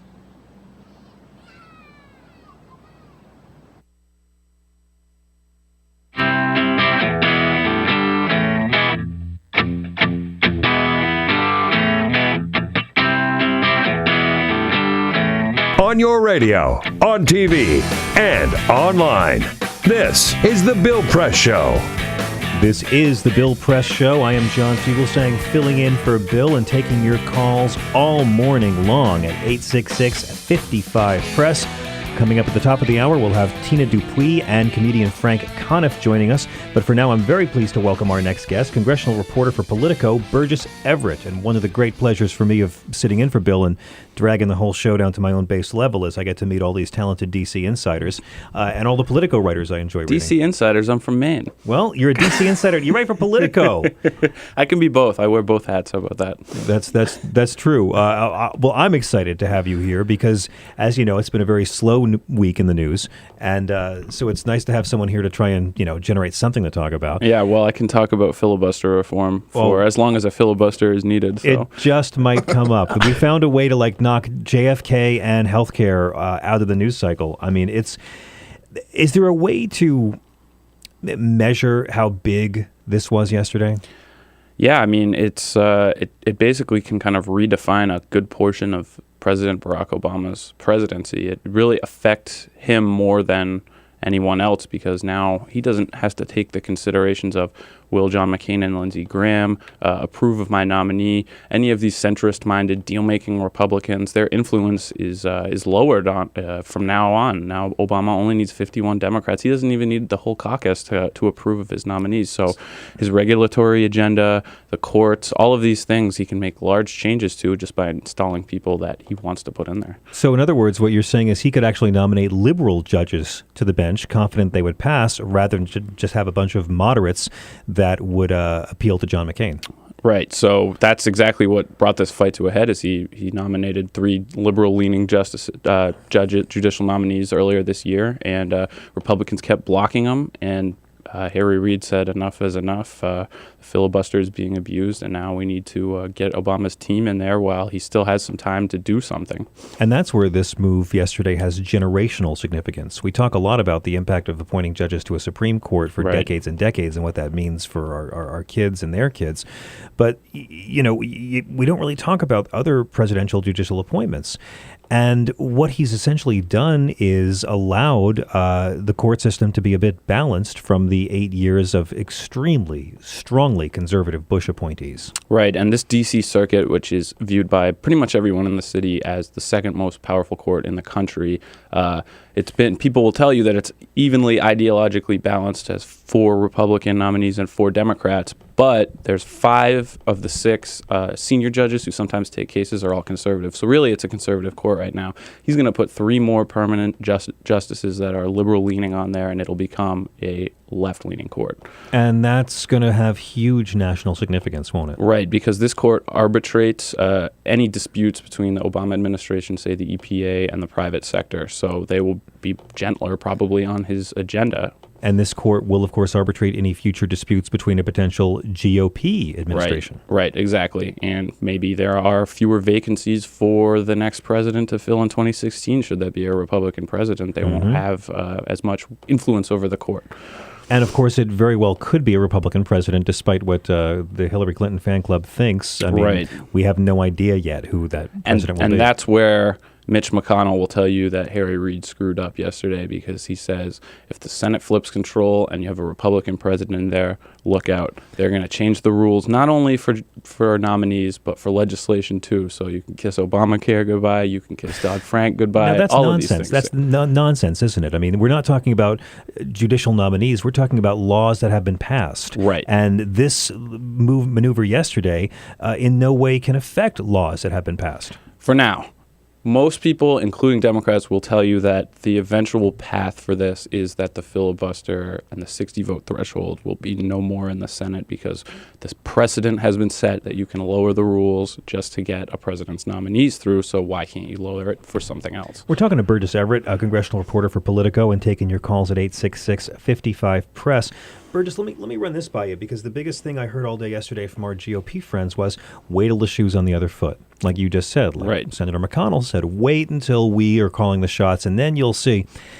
How relevant an argument is that when it hasn't been the Democrats abusing the filibuster? Well, most people would tell you if you go back to the George W. Bush presidency, that's when Democrats used the filibuster a bunch in 2005. But nowhere near the it's Clinton pretty and close. Obama. It's pretty close. The Clinton and Obama terms? In 2005, 86 times from Washington to Bush and 82 times since Bush. Right. So, but most of those were on Bush. Mm-hmm. So it really cropped up. Well, no, actually, no. There was more used more against Clinton than against Bush. I think on nominees it was Bush. Really? Yeah. Peter Ogburn, check that out. I'm on it. Please. I'm on it. Okay.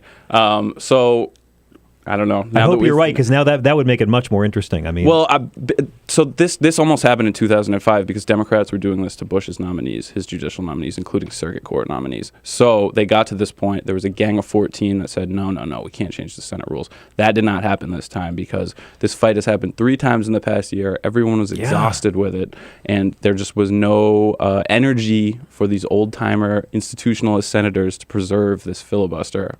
Well, and Merkley and Udall have really been leading the charge on this for over a year now, and they were promised many times by Harry Reid that he was going to do it. Harry Reid was getting so angry when they filibustered Chuck Hagel. Harry Reid was so mad he almost tore the tassels off his loafers. And I guess it's been a case of Chicken Little, and I think a lot of people have been used to Harry Reid saying he was going to do this and then capitulating. Are you surprised this happened? Yes, I was surprised. It had been building, but I have not been covering the Senate super long, but I have heard the words nuclear option more than I would like to say. So it always seemed like Harry Reid was searching for a deal. He has to work with McConnell every day on everything in the Senate is intricately negotiated between the leaders, Harry Reid and Mitch McConnell. And I think he always felt driven to pick a deal over this confrontation. But I think he really just thought at this point, and his entire caucus thought at this point, and then you got Vice President Biden endorsing it too, even before he made the change. They were just fed up. They thought, the House is controlled by Republicans. We can't get immigration passed, as we were talking about before. Whatever we send over there, they're not picking it up, even if it is a bipartisan bill. So now they were saying, well, what can we do unilaterally to get the Democratic agenda in place? And that would be changing the rules so that you can get President Barack Obama's nominees through. Which normally wouldn't have been an issue were it not for this obstruction. Right. It wouldn't have been an issue if there hadn't been these filibusters on the circuit court nominees is what gave them the motivation and the rationale for changing the rules. Now, obviously, Senator McConnell has never been more unpopular in his home state, and it seems, is beginning to be worried about his job. I mean, when we listened to that tape and heard how willing he was to smear Ashley Judd, we knew he may have been concerned. Of course, he's facing a real threat now, so compromise with Harry Reid is not very high on his to-do list. But I can't imagine that he was really surprised by this. I think so. I said I was surprised. I wasn't necessarily surprised that there was a rule change, but I was surprised it happened yesterday. And I think that was the case with him as well, because he was doing things like trying to get the Senate to adjourn so that they could try to negotiate a last deal, which didn't work. But he was trying to delay, make parliamentary inquiries, anything that he could do basically to kind of say like, whoa, let's slow down, hit the brakes. But it was too late. Harry Reid had hit the accelerator that morning, and he was not going to back off on it. When you look at what Harry Reid just did yesterday and then look at how tough he stood during the government shutdown, it seems like he's been taking some low T medication. I mean, it seems like Harry Reid has just injected himself with a lot of testosterone and has not been the milquetoast some have portrayed him to be in the last month. Right. He's kind of a bare knuckled guy. He's not really taking anything from when people are trying to hurt the president's agenda or hurt the Democrats' agenda. He's not backing down anymore. But he has. I mean, for the better part of 5 years, I mean, Harry Reid's been like, I compare him to an S&M submissive slave who forgot their safe word and just keeps getting pummeled and pummeled and pummeled. Well, don't forget, though, the Obamacare was passed by Democrats only, and that was a conscious decision that they would have had to water it down too much to get Republican buy-in. So, that was one point. But recently, I think he's just been reflecting that the Democratic caucus is getting more and more liberal. I was looking back at who was there before Jeff Merkley, and it was Gordon Smith, a moderate Republican. Jeff Merkley comes in, and he's one of the most liberal liberals in the caucus when he comes in now, but now he's just one of many. So it's very interesting how those demographics are changing too. And so Reid has just kind of reflected that. ENDA, a non-discrimination bill against people for sexual orientation. Reid has been open and saying, I didn't support this when I was younger. I felt bad when people were bullied, and now he feels like I can change on these things. I can evolve. Can you stick around another block? Sure. We'll be right back. Right after this, it's the Bill Press Show.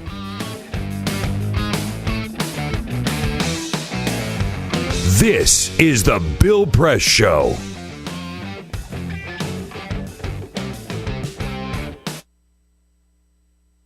It is possible to read the history of this country as one long struggle to extend the liberties established in our Constitution to everyone in America. In other words, who, according to our laws and culture, gets to be considered a person? The law creates legal personhood, and movements create law and change culture. So, how have the courts passed laws to shape our culture? That history goes way back before Citizens United. 1819, Dartmouth College versus Woodward, Supreme Court case, turned a corporate charter from a government-granted charter to a contract. This ruling gave corporations standing within the Constitution. 1886, Santa Clara County versus Southern Pacific Railroad. Though the court did not rule on corporate personhood, the decision was subsequently cited as a precedent to hold that a private corporation is entitled to the same 14th Amendment rights of due process and equal protection as human beings.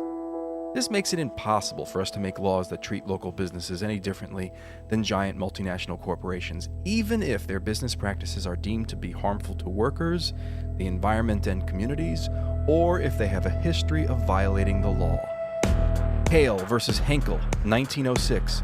The court granted corporations the Fourth Amendment search and seizure protection.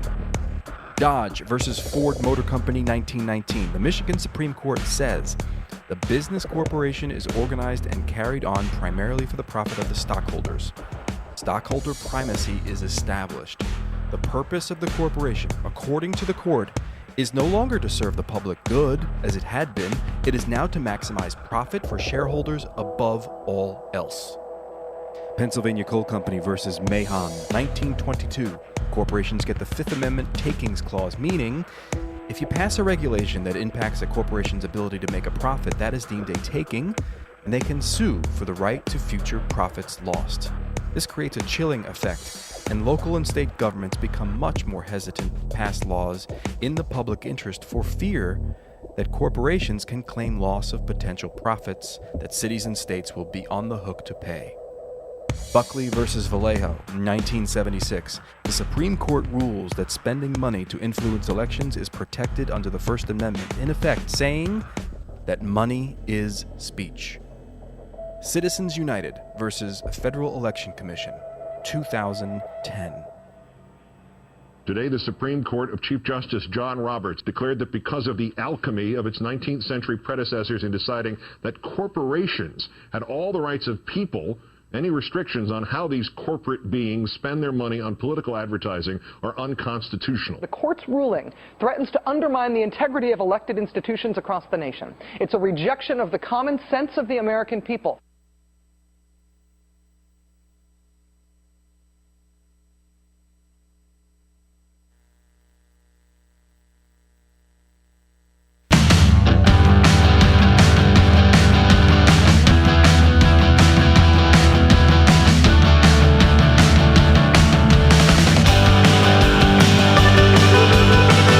On your radio, on TV, and online. This is the Bill Press Show. This is the Bill Press Show. I'm John Fugelsang, filling in for Bill this morning, and we are joined once again by congressional reporter for Politico, Burgess Everett. And we were talking about so many different subjects during the break, but a lot of what this is about, the filibuster reform yesterday, is clearly all about not just judicial appointments in the budget, but about 2016. Right.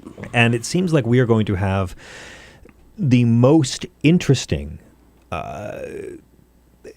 field of GOP heavy hitters we've seen in many, many years. Right. Marco Rubio really seems to be positioning himself to be a front runner, and yet it seems, we were saying during the break, it seems to me that he's put a lot of distance between himself and his signature achievement of getting the Gang of Eight's immigration reform bill passed in the Senate. Well, this goes back to do you really want to associate yourself with something that isn't going to succeed? Because that's where the immigration bill that the Senate passed is going right now. So if he's out there really beating the bush on saying this needs to be passed right now, you need to accept the Senate bill like Senator Schumer and Senator Durbin have been doing, he's really associating himself with something that House Republicans don't like, they're not going to take up, and he's associating himself with something that won't become law. So I think he kind of recognizes where the winds are blowing on that bill. It seems like he's really distanced himself from it. I mean, you listen to him talk now, and you hear a lot about gay marriage. You hear a lot about abortion. 6 months ago, he was saying that we can't win the White House, Republicans, unless we have 70% of the Latino vote. We have to do this. And now he doesn't seem that urgent. He would argue that he's still out there on immigration, but I do think he has. He didn't become the lead sponsor of the 20-week abortion bill, but he played a large part in that coming to the Senate, and he is a co-sponsor of it. He gave a major foreign policy address this week, and he'll give another one in December. So he's trying to broaden, I suppose, just the amount of issues you could look at him and say, this guy knows his stuff. And he wants to make foreign policy one of them. Because he sees that Chris Christie is kind of the establishment on this, and Rand Paul is a bit more isolationist. So I think he sees a little bit of a middle ground in there, and he thinks he can get in there and say, look, I'm kind of the more reasonable one. I want America to be, kind of a global player, but I don't want to send us to war every time. Right. Well, overlooked, I think, in this news cycle of filibuster reform and Trey Riddell is the fact that Chris Christie just became head of the Republican Governors Association. Right. Which seems pretty huge. Yeah, it is. I mean, he'll be kind of the fundraising leader for them, but he'll also be able to talk national politics for an entire year. And it won't be him looking like he's preening for the White House. It'll be just him doing his job. Which is preening for the White House. I mean, it does really seem like the big race in 2016 isn't going to be the Democratic nominee versus the GOP nominee. It seems like the big race is going to be the Chamber of Commerce versus the Tea Party in the Republican primary race. Right. Well, and you can look at Congress, and that race is playing out every day on the immigration bill even. I mean, the Chamber of Commerce wants immigration reform, and the Tea Party doesn't. So, yeah, I think you'll see this just build and build and build until maybe we'll finally get a referendum on where the Republican Party is going in 2016. I don't think we'll get it next year, because I don't think we'll get a clear, decisive look at whether the country wants to steer the Republicans back to a more centrist party or keep going right on them, because midterm elections are often, the base turns out in 2010, for example, and you maybe don't get the same result you get 2 years later. So, well, the GOP is always much better at turning out the base in midterms, I find. But right. I want to ask about something you just said. The Chamber of Commerce wants immigration reform. Tea Party doesn't. Why? Basically, Chamber of Commerce looks, many of their clients are big business, and they see benefits for large companies in, having a stable workforce, essentially. And the Tea Party, I'm sure you have your own thoughts on the branding for why they dislike the bill, but they see amnesty. They see people that are hopping in front of other people that have been queued up for a long time to get citizenship, and they think it will be bad for the economy. They will show you charts and reports that say that the immigration bill passed by the Senate is not an economic stimulator. It will not reduce the deficit like CBO says. So it's really like two people playing with different sets of facts, essentially. And despite the fact that the census results last year showed illegal immigration to be at a net zero increase, right? Demonizing undocumented workers is a great way to get reelected in some states. Yeah, I mean, redistricting has pushed a lot of these guys so that what they want to do is appeal to the conservative base in their district of 600,000 people rather than appeal to more than 300 million Americans every day. So immigration reform might help a Republican get elected president. It ain't going to help me hold on to my congressional seat. Yeah, exactly. So it'll be interesting to see how that plays out in the presidential race if Chris Christie runs on say there's no immigration law by then, and people are still talking about how do we reform this. If he's running on immigration reform, I don't know how well that plays in South Carolina, for example. Exactly, and if it hasn't passed, then you'll have 4 years where the GOP had a chance to get right with the Latino voters and chose not to. Right, exactly. So let me ask you really quickly, you're someone who lives here, you're a DC insider for Politico. How significant is it that you can have, a congressman arrested for buying cocaine and is seemingly going to be able to keep his job? Yeah, I mean, it's definitely significant. I haven't seen anything like that except for I follow D.C. local politics, and we have our own problems and history here. Hi, Mayor Barry. The party can start. But, there's a long history of congressional scandal, and there's plenty of people who would tell you that worse things happened. But do you think Anthony Weiner's kicking a dog somewhere right now? I mean, he didn't break the law. He didn't have sex with anyone, didn't commit adultery, and he lost his job. Right, but you had big, in the 80s, there were financial trading scandals, things like that. So, you can argue that this is not the most outrageous thing a congressman has done in the past few years. I want to ask you about that. Burgess Everett of Politico will be right back on The Bill Press Show after this. This is The Bill Press Show.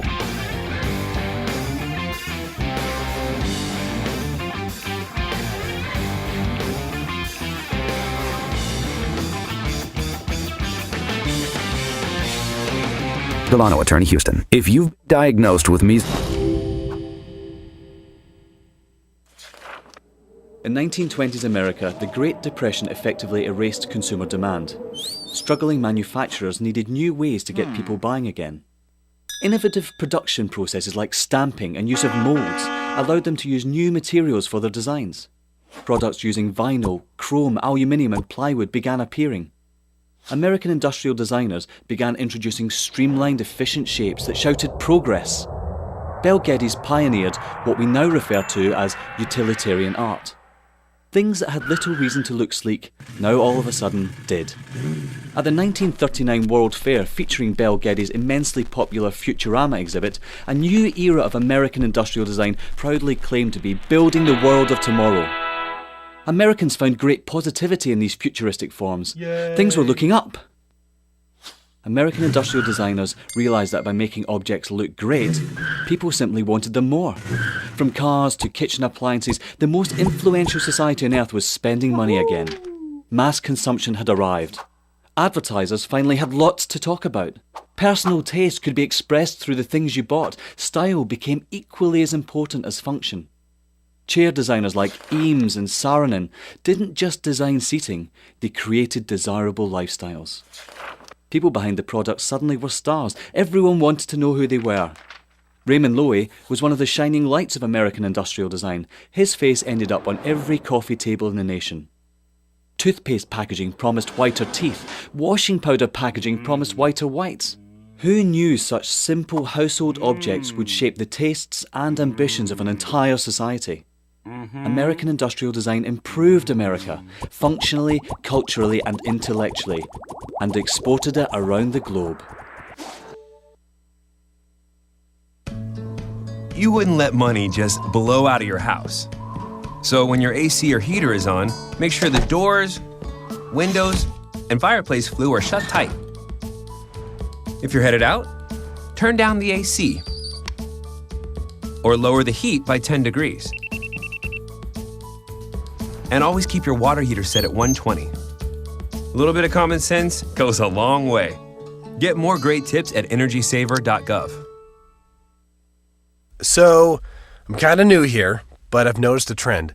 My human does this funny thing where she goes around and gets all my toys, and then she hides them in that basket by the door. But it's always the same basket, and it's always in the same place.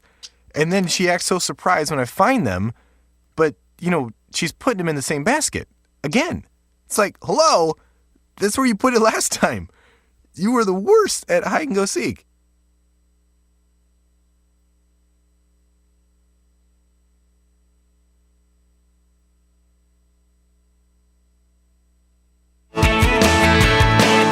This is The Bill Press Show. This is The Bill Press Show. I'm John Fugelsang. Happy to be joining you all morning long, taking your calls at 866-55-PRESS and talking with Burgess Everett, congressional reporter for Politico. Really quick, I'm fascinated by your take on what's going on with Trey Riddell, because he is, from the streets. Yeah, well, he's a hip hop conservative with a hashtag in front. He's a hip hop conservative, but you make a good point. He is rather charismatic. He does come from a background doing right-wing talk radio. As a Fox employee, does that in any way shade his future? I think the charismatic aspect does in some ways, in that this is somebody that, you look at him and you say, this guy's 37, he has broad appeal, he has, people before this week were looking at him as like, wow, we're surprised that somebody in the Republican Party is so technologically savvy and he's a very good tweeter, so up with pop culture, things like that. So he's someone that has had appeal to young people, and that's something that the Republican Party is always looking for. But I'm not sure that he has that same appeal anymore, or at least it's not appealing to people that generally vote Republican, maybe. Well, David Vitter got to keep his job. Stranger things have happened. Yeah. How can people follow you, Burgess? They can see me on Twitter at BurgessEv and read all my stories on Politico.com. What a pleasure having you. We'll be right back after the break. Thanks.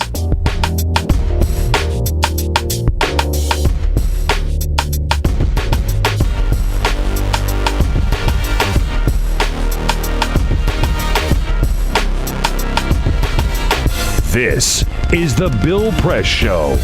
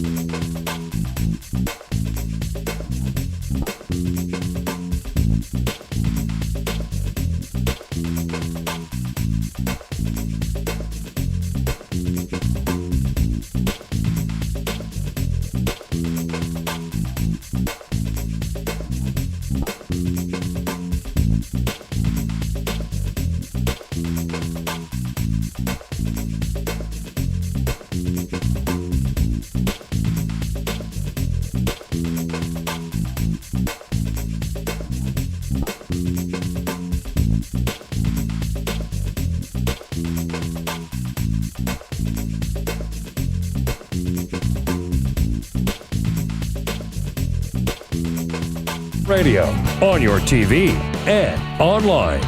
This is The Bill Press Show. This is the Bill Press Show. I'm John Fugelsang, filling in for the great man in spite of overwhelming popular demand and a rather emotional letter by Bishop Desmond Tutu. It's great to be here filling in for Bill and dragging the whole show down to my level. I think it was Gilbert Gottfried that told this joke many years ago, back in the 80s. He talked about how once he went to a party. Again, I think it was Gilbert. I'm going to massacre the joke. But he once went to a party and Jacqueline Onassis was there. And he couldn't believe it was really her, this iconic New York figure. And he said, I didn't know what to say. I was at a loss for words. So I just fell back on this icebreaker I always use when I meet somebody new. And he asked her, do you remember what you were doing when President Kennedy was shot? Oh. It's a horrible joke, but it's the only joke I can think of about today's very, very sad anniversary. I think, in a way, the 50-year anniversary of JFK's murder has really been overshadowed, both by TBS showing the film JFK Around the Clock and also by the fact that it's been a rather busy week here in D.C., from filibuster reform to Chris Christie becoming the standard bearer for the GOP establishment with the Republican Governors Association, and, of course, the charming man known as Trey Riddell. And we have got a major holiday coming up next week, Thanksgiving, of course. And Thanksgiving was created, or I guess deemed a federal holiday by President Lincoln. And so I wanted to bring on Tina Dupuy, syndicated columnist and one of my favorite talk show guests, because she has a great new column about who should be giving thanks and who went without this year. Tina Dupuy, welcome to the Bill Press Show. Good morning, John Fugelsang. Good morning, Tina, and welcome. You're in New York City? I am in New York, correct. Well, it's great to have you. First off, before I get to your excellent column about the people who went without in 2013, let me ask you, what's your take on the filibuster reform yesterday? It seems rather historic in its sweep, and a lot of our Republican friends are very angry they're not going to get to obstruct these votes anymore. You mean our stoic, reasoned Republican friends who are now running around like their hair is on fire? Mm-hmm. Yes, those very ones. They've been abusing the filibuster, abusing it. They want the government to completely, shut down. I mean, when we talked about it, when we had the actual government shutdown, I kept on saying, look, that we haven't. The Congress no longer makes laws. Their whole job title is lawmaker, and they've stopped making laws. It's a fraction of the laws that have actually gone to President Obama are a fraction of what they were under any other president. Even the Do-Nothing Congress looked really ambitious compared to the 113th Congress. And they just a basic functioning of government, federal appointees to the bench, et cetera, have been just either they've been put off or it just has not happened. And so a shutdown of the government is basically what they have been doing strategically for the last 4 years. And now that they basically they're able to do that just a little less. Yes. Now it's dictatorial. I believe what David Vitter said. So, yes, an up or down vote is dictatorship. That's correct.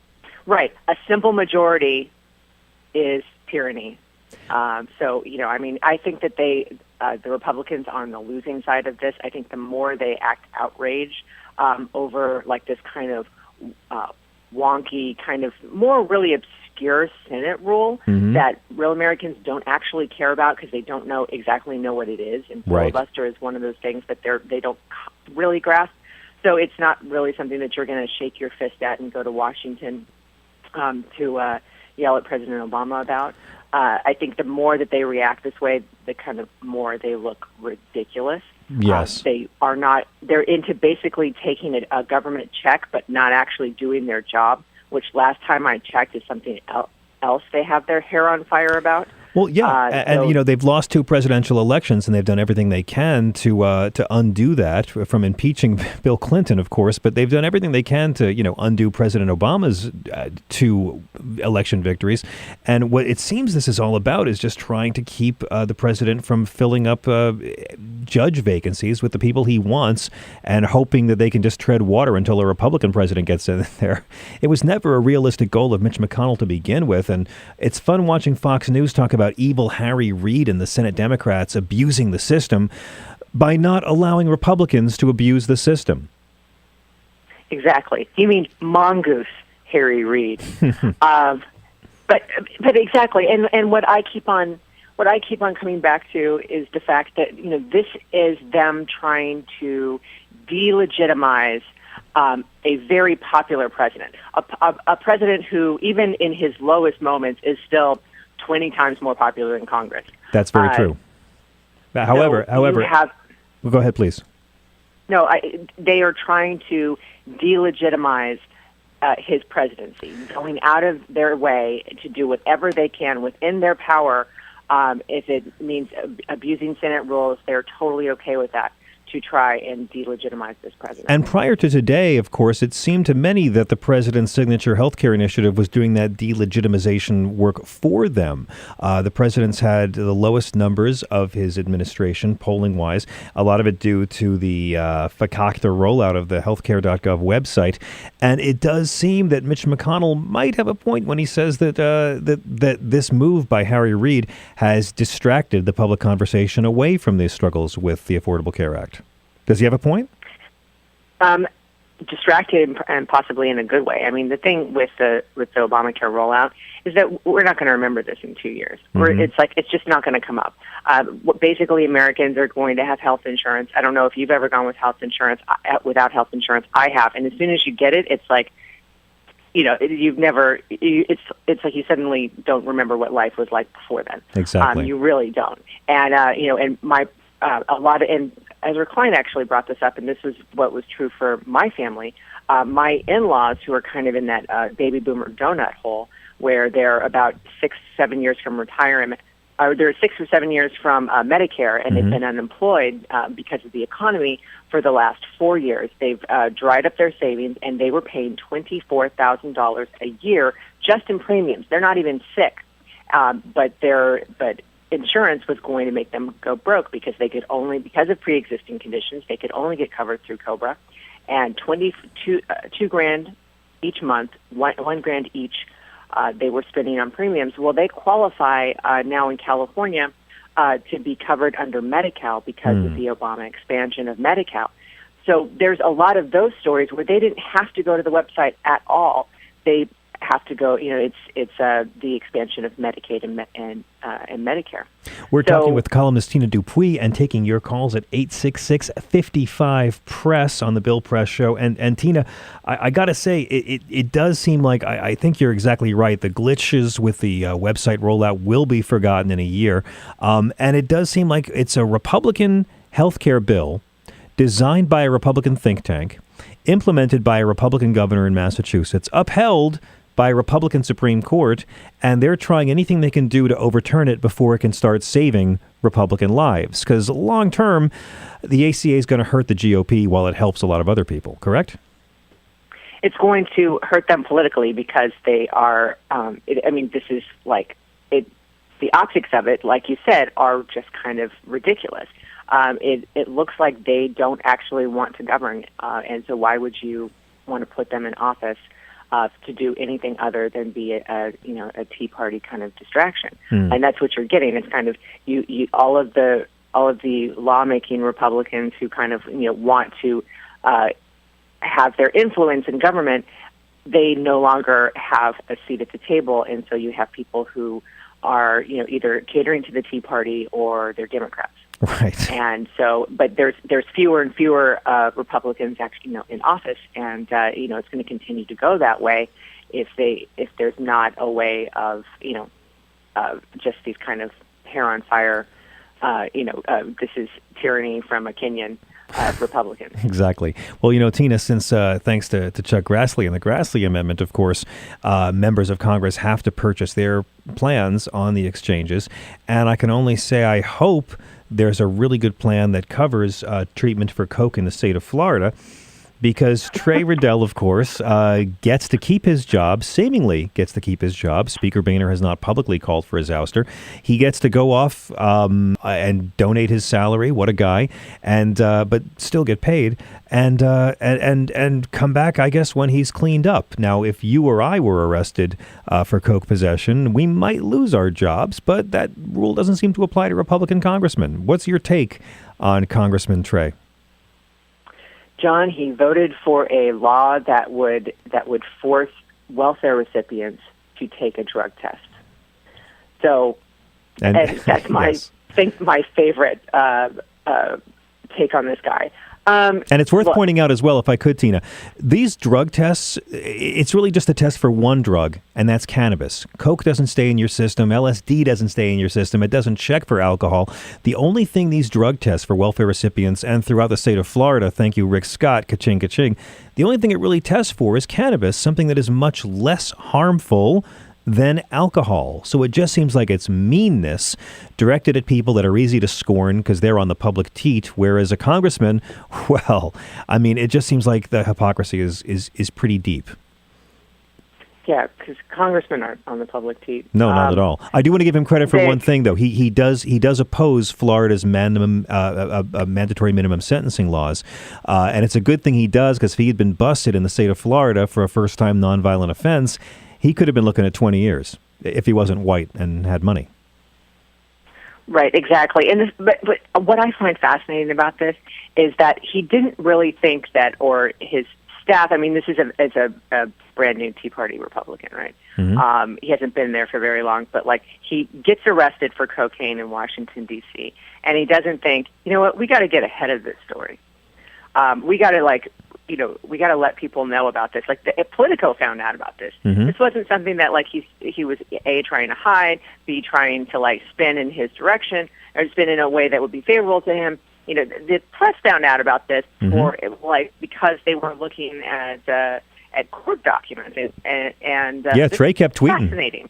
Trey kept on tweeting about hip hop. There was like nothing wrong. Right, I know, such a weird story, but you know, I mean, here's the thing with Republicans, and this is why David Vitter still has a job, and why Anthony Weiner doesn't, is because, you know, if he's useful and, you know, you have friends in the Congress, you will stay there regardless of your kind of personal peccadillo if you're a Republican. I mean, it's really the Democrats who are disgusted by hypocrisy. Yeah. Hypocrisy is the reason why you become a Republican, because they really believe this, that if you have morals and you fall short of them, at least you still have morals. Right. Whereas liberals don't have any morals, so of course it doesn't matter if they live up to them or not. And and you'll really see liberals do not like other people saying one thing and doing another. It absolutely disgusts them, and there'll be a cry for those people to step down and to go away. Whereas Republicans, their demigod is like Rush Limbaugh. Well, you're not exactly. Yeah, speaking of felons. And you're exactly right, actually, when you look at the fact that David Vitter broke the law, got to keep his job. This guy Riddell has broken the law, will get to keep his job. Who did the Republicans oust? Well, they ousted Foley because he was doing creepy online stuff with other males, young males. That had to go. And they ousted Chris Lee because he was doing creepy online stuff, which some have suggested included stuff that wasn't exclusive with women. So it seems like if you're kind of into being heteroflexible, the GOP will kick you out, even if you haven't broken the law. If you're a straight guy who breaks the law in the GOP, your job is safe. Right, and the homosexual hypocrisy, that's a whole other thing, but right, if you're a Republican and you say get divorced 3 times and are stripping your mistress, you can still impeach a Democratic president. I mean, they're very flexible on Yeah, I mean, if Anthony Weiner just had a mistress like a normal congressman, he'd still be in his job. And you're also very right, Tina, in talking about popularity. You and I did a lot of work on Current TV over the past year, and Anthony Weiner was a guy who I learned from talking with a lot of congressmen was not liked. No one in the Democratic Congress was there to support him, but I think we'll see that they have some use down the road for this guy, Riddell. Can you hang out for the next block, Tina? Absolutely. Okay, we'll be taking your calls with Tina Dupuy on The Bill Press Show. on your radio, on TV, and online. This is The Bill Press Show.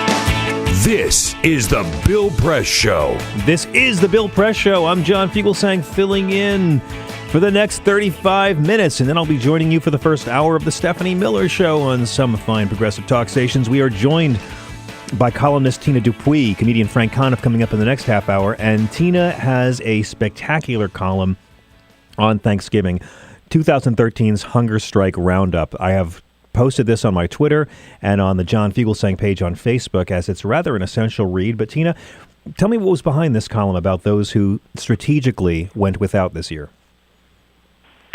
Well, I just seem to. I think there was some real notable hunger strikes this year internationally, but also, of course, in the states. Mm-hmm. And it's one of those holidays that's kind of evolved from a day of atonement to kind of gorging ourselves on turkey and trying to kill each other at Walmart. Yes, when we buy material possessions to celebrate the birthday of a guy who renounced material possessions. Right, precisely. But also, this was a holiday that it's the 160th, legal or federal holiday known as Thanksgiving, and it was smack dab in the middle of the Civil War, and Lincoln talked about praying for war widows and orphans and people who were suffering through the war, and so it was a harvest festival, and it always has been. That's why Thanksgiving, is much earlier in Canada, for example. But really, it was a day of kind of reflection, and it's now gotten ridiculous. Mm-hmm. Anyways, so I thought that it would be. I don't know if passive aggressive is the term, but I did a roundup of notable hunger strikes because there have been a couple, and this year, most notably, the California prison inmates, Mm-hmm. of course, Guantanamo Bay.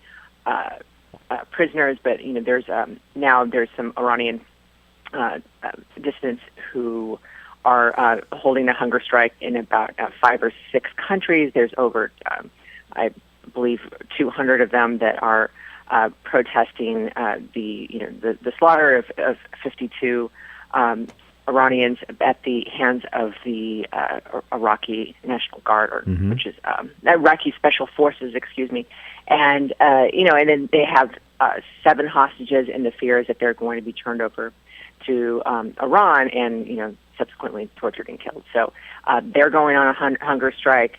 There were immigration protesters who had a 24-hour fast. Yes, it's actually great that you did this, because earlier in the show we talked to Pastor Derrick Hartley of the 19th Street Baptist Church here in D.C., which is organizing Fast for Families. The piece can be seen on TinaDupuy.com. And Tina, how can the folks follow you? They can follow me on Twitter at Tina Dupuy, or go to my, I have a fan page, I believe it's on Facebook, Facebook, the Tina Dupuy, something like that, but you can find me. Just put me into Google. I'm all over. Always a pleasure. Thank you, Tina Dupuy. This is The Bill Press Show.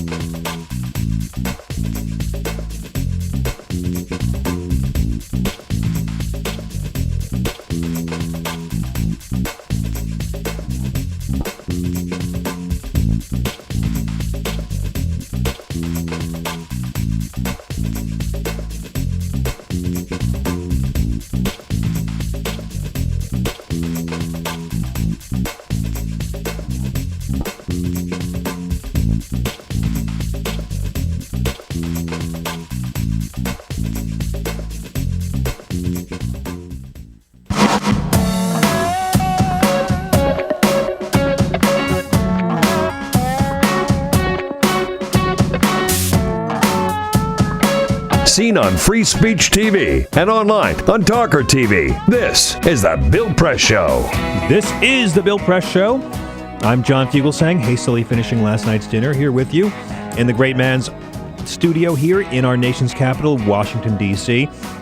A beautiful city, and I learned yesterday it is the most uncomfortable city you can possibly see the film 12 Years a Slave in. Highly recommended. I got to say, the one thing about 12 Years a Slave, and no one wants to say it, as a comedy, it fails on every level. It's just not a funny film. No? The dialogue... The trailer makes it look so hilarious. The trailer really had some promise, I thought, for some yucks, but I mean, the dialogue, the plot is not funny at all. These actors, I'm sure they're talented people. They're great at the drama stuff. My God, they're great, but they're just, it's not a funny film. That's a shame, isn't it? Yeah, you know, so, I mean, if you're looking for that light first date romp, I don't think this is the movie you want to go see. Stick to Gravity. That'll do it. Got it. And we are taking your calls all morning at 866-55-PRESS. And my last couple days here filling in for Bill have been filled with notable dignitaries. We have had clergy. We have had reporters from Politico and USA Today. We have had a United States congressman sitting here. But nothing really could prepare me for the gravity of our next guest. When, you know, the UN needs someone to take care of something, they can call Jimmy Carter or they can call this man. He is known to millions as TV's Frank from Mystery Science Theater 3000. He is, he was once kicked out of the Wu-Tang Clan for being too hardcore. This is TV's Frank Conniff. Good morning, sir. Hey, John. How you doing? Great. How are you? I'm good. I heard that 12 Years a Slave was a light comic romp. I'm disappointed. Yeah, they really misrepresented it. Again, as a drama, it's the best film of the year. As a comedy, it doesn't come close. It doesn't approach Lone Ranger with Johnny Depp levels as a comedy. I gotta say, that's a shame. Yeah, and it turns out, this is pretty much a shock because I only watch Fox News. Slavery, not as nice as I've been led to believe, not as comfortable as Fox would have you believe. Well, it's from what I understand, 12 Years a Slave is a very harrowing tale of Obamacare, right? Yes, exactly. It's about the tyranny of being a citizen in America when you actually have to have health coverage and you can't be thrown off for pre-existing conditions. It's actually Sarah Palin's movie about the national debt, where she compares it to that. So, Frank, I'm glad you're here because it's a very exciting day. Of course, we found out this morning that Charles Manson is engaged. He is? Really? Wow. 25-year-old girl named Star. She has carved an X in her forehead to go with his swastika. And an X, we pointed out earlier, with 4 little hash marks conveniently becomes a swastika. So I guess she's saving something special for the wedding night. You know, Chuck Manson always was quite the ladies' man. Wasn't he, though? I mean, talk about a guy who knows how to talk to women. I'll tell you. You talk about silver tongue. I mean, Lord, some guys are happy to get their wives to agree to do certain acts, but he can get women to do much more. He had a lot of women around him, and he was able to get them access to Hollywood celebrities. So he was very appealing that way. He really was. He could get you into any party in the hills, in the Laurel Canyon or wherever. So wow, Frank. Of course, this is a very exciting week because it's now okay to be arrested for cocaine and keep your job if you're a Republican. And that's really the biggest legislative news of the week. That's right. I guess Anthony Weiner's biggest sin was that he didn't break any law. So he had to leave Congress because he broke no law. He didn't even cheat on his wife. Nope. And had to resign in disgrace. This guy does more cocaine than the Eagles in 1978, and he gets to keep his job. Yes, he does, and well, that's because he's the hip hop congressman, Frank. I don't know if you heard about I've heard that about him. Yeah, he's down with it. He's from the streets, and he's a big Public Enemy fan, which is, I guess, why he's tried to become the Flava Flav of the GOP. Well, I do consider the Tea Party a public enemy, so it does make sense. I mean, are you surprised at all to see the Republican establishment not cutting this guy loose after what he did? Because just think, it was only a year ago that Congressman Chris Lee was found to be sending those shirtless selfies looking for hookups, and they kicked him out. Congressman Mark Foley was doing suggestive, dirty IMs with teens, and he got kicked out.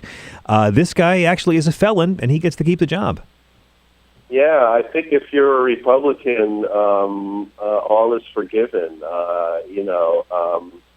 And then there was the senator, blanking on his name, who was caught with hookers wearing a diaper, right? Yes, that's David Vitter, and he is been able to keep his job as well. He's still, but all of the other Republicans, they all wear diapers anyway, so I guess it wasn't a big deal for them. Well, I guess you saw yesterday Mitch McConnell flipping out over the filibuster reform. Yeah. So it's just it doesn't make a lot of sense.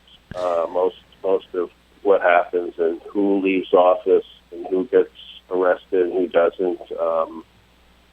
Nope. I guess we're all Rob Ford now. I don't even know what that means. We are all Rob Ford, and I got to give a hand to Rob Ford and to Trey Riddell, because really I just view what they're doing as elected officials doing all they can to keep drugs out of the hands of young people, and I applaud them for that. In the hands of politicians where they can do some good. I mean, I was just saying this, and I'm not even saying this as a joke, but I think it's true. Rob Ford on crack does not do as much damage to the public as a sober George W. Bush did. Well, I guess because Rob Ford, isn't in our republic, but point well taken. He hasn't really. Canada's not really teetering on the brink of chaos, and although he did lose his reality show, which in this country is the deepest form of shame. That's a shame, but I think, and I hate to say this as a recovering person myself, but the world would have been much better off if George Bush had just kept drinking and never got into politics. That's a very good point. I mean, I think the world would have been much better off if Hitler had had more success as a painter. So I completely agree. I mean, if I could do anything, they always say, if you had a time machine, what would you do? And everyone says, I'd go back and kill Hitler. I'm like, I'm against violence. I couldn't do that, but I would go back and buy all of his artwork and encourage him to keep at it. And I would hire him to paint my house several times. So he'd always have work. We're talking to Frank Conniff of Mystery Science Theater 3000, more recently of the late lamented Kamau Bell show, Totally Biased, on FX. Frank, I had the honor of doing your show.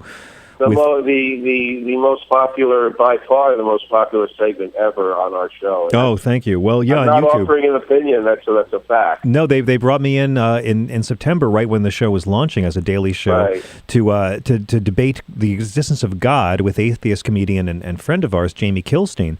And I went in there and I pretty much did everything that they told, the opposite of what they told me to do. I said, I'm not going to tell an atheist he's wrong, and I'm not going to, defend organized religion. I'll talk about faith versus religion, and it wound up being really successful. And I'm sad to see it go, because we just lost Current TV, and now Kamau Bell's show is one of the few places I found on basic cable where you could discuss ideas like that and have entertaining, politically edgy conversation. And I think it's going to be a real loss. I admire him as a man and as a comic, and I'm sorry to see the show go. Yeah, thank you. I agree. I think the show did give voice to a lot of people that otherwise don't have much of a voice on TV. And as you know, late night television is mostly in the hands of very talented, but all like white males. And very safe white males. Yeah, so it was good to have an alternate voice, and I hope I'm sure Kamau will end up someplace else with another show. I'm sure you're going to be hearing a lot from him in the future. Yeah, he's a great guy and a really funny comic. Frank, we've had a lot of guests on the show in the last 2 days, and everyone wants to talk about the 2016 presidential election. And I've come to really believe, after Chris Christie was made the head of the Republican Governors Association this week, that it's going to be a race between Chris Christie and everyone else for the GOP nomination, pitting the Tea Party against Wall Street and the Chamber of Commerce. I know as a comedian and as a lover of political subtlety, you're a big fan of Chris Christie. I am. I do. I'm a little confused by him sometimes. Like, the day after the election, I saw a headline that said Chris Christie in a landslide, but it wasn't even about the election. He had just sat down on the Jersey Palisades. Oh, you don't say, really? So, yeah. He's a large man, and it's not really, it's not really in good taste to talk about that. So I try not to mention, how he renamed New Jersey the Olive Garden State. Because you're saying he's a large man, is what you're saying. He's a big person, and then he came out for the Defense of Marinara Act, which was weird, and he's painted as a moderate, but he's very, anti-gay marriage. In fact, the only same-sex union he approves of is the one between Ben and Jerry. Oh, you don't say. He's a big person. Is the point I'm making. It's terribly mean of you. It's terribly mean of you to make fun of him for being a large man. Where do you get off doing that? Let me just say one more thing: is that when Chris Christie sits around the house, he really passes bills that hurt working people. So.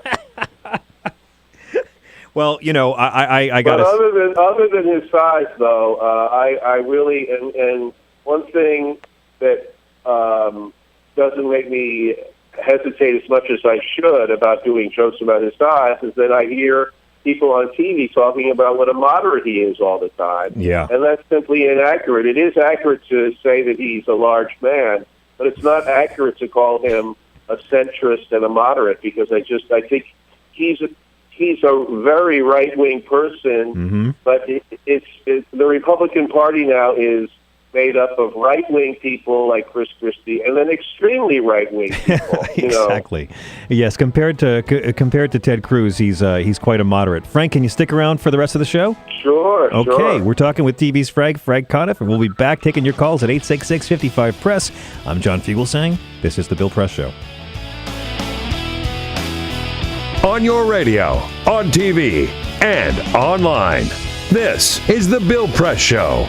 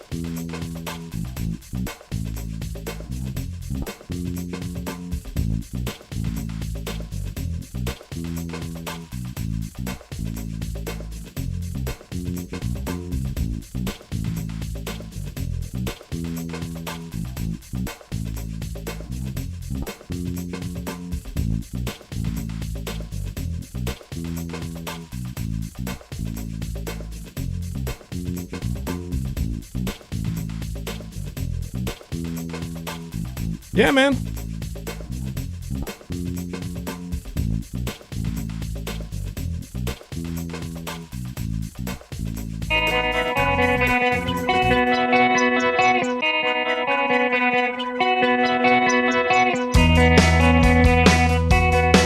On your radio, on TV, and online.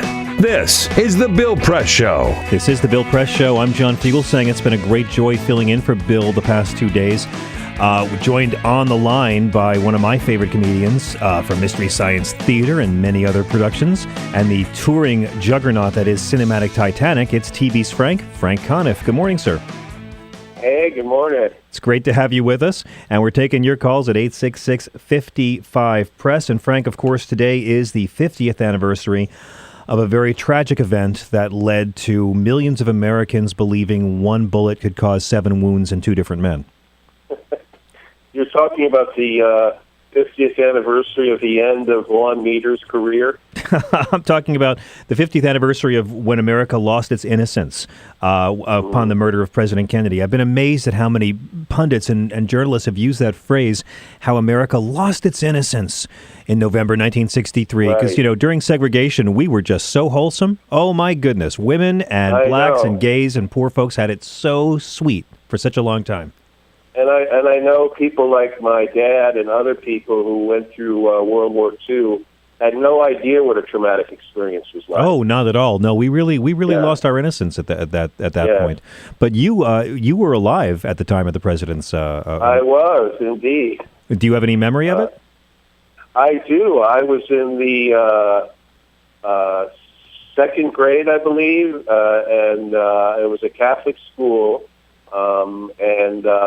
I remember the teacher coming in and saying, or one of the nuns coming in and saying, President Kennedy had been shot, and let's say a prayer for him. And I didn't really, at that moment, comprehend the magnitude of it because she just said he'd been shot, and I didn't quite absorb it all. But I do specifically remember that moment. I was 7 years old. Wow. And by the way, if anyone in the entertainment industry listening to this, I'm lying about my age. I'm not really that old. No, you're 28. I mean, we know that. Yes, exactly. But it's a skillful ruse you ply.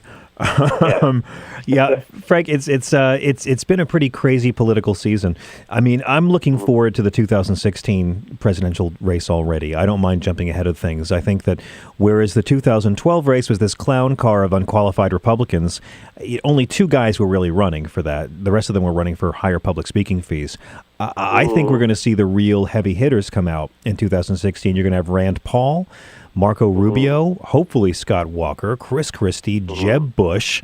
It's sort of like the anti-Avengers. And I don't know who to guess. And Ted Cruz, of course, and maybe Mike Lee.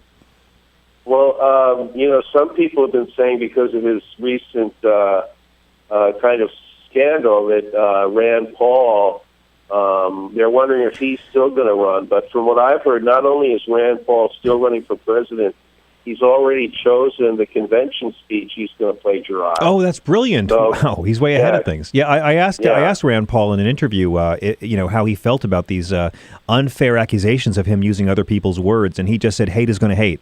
So he's still coming up with new ones, and I applaud him for it. Yeah. I think it's going to be fun. I'm most excited to see Ted Cruz run. I predict he's the next big gift to comedy. I think Ted Cruz is the Abraham Lincoln of Sarah Palin's. Yeah, and Sarah Palin is going to run too, I think. I think she's running for a cosmetics infomercial job. Right. Well, she's in that category that you just said of people running for higher speaker fees. I think the Sarah Palin brand, which I have to admit, I'm very surprised at how potent that brand still is. She still gets anytime she opens her mouth, she's on TV all the time, and people talk about her and write about her, which I find amazing. But is it amazing? I mean, I think that she gets a lot of coverage because anything she says is crack for conservatives, and hating her is crack for liberals. Right, but I think that as comedians, of course, we can't resist talking about her, and we should talk about her, but I feel like there was that whole kind controversy with Martin Bashir on MSNBC where he said that thing he shouldn't have said about her. But to me, the whole problem behind that is that he's talking about her in the first place. It's exactly. Like, stop talking about her. She is colorful, and it's fun for us comedians to make fun of her, but. Well, I'm going to disagree with you on that. When we come back from break, we have to go to break. I'm going to disagree with you and tell you why it's important to still talk about Sarah Palin with Frank Conniff for the final moments of the Bill Press Show. Stick around. This is the Bill Press Show.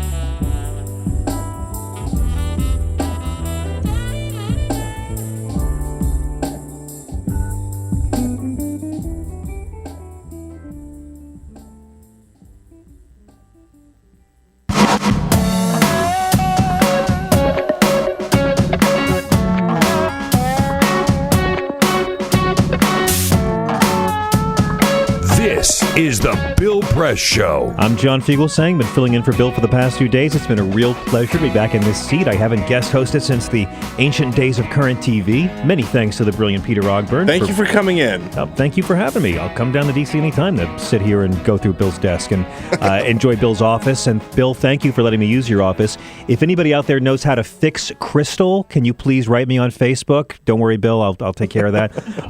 And we're joined for the final moments by TV's Frank Conniff. Frank, I was just going to tell you, Sarah Palin's still relevant because no GOP outside of Cheney will criticize her. They all want her endorsement. And I think we got to keep talking about her. So when people think GOP, they think Sarah Palin. That's a good point from the opposing point of view of Sarah Palin, that the more we talk about her, the more she is associated. But the GOP is mostly associated with crazy people anyway, don't you think so? We're out of time, Frank. How can people follow you? Just follow me on Twitter at Frank Conniff and frankconniff.com.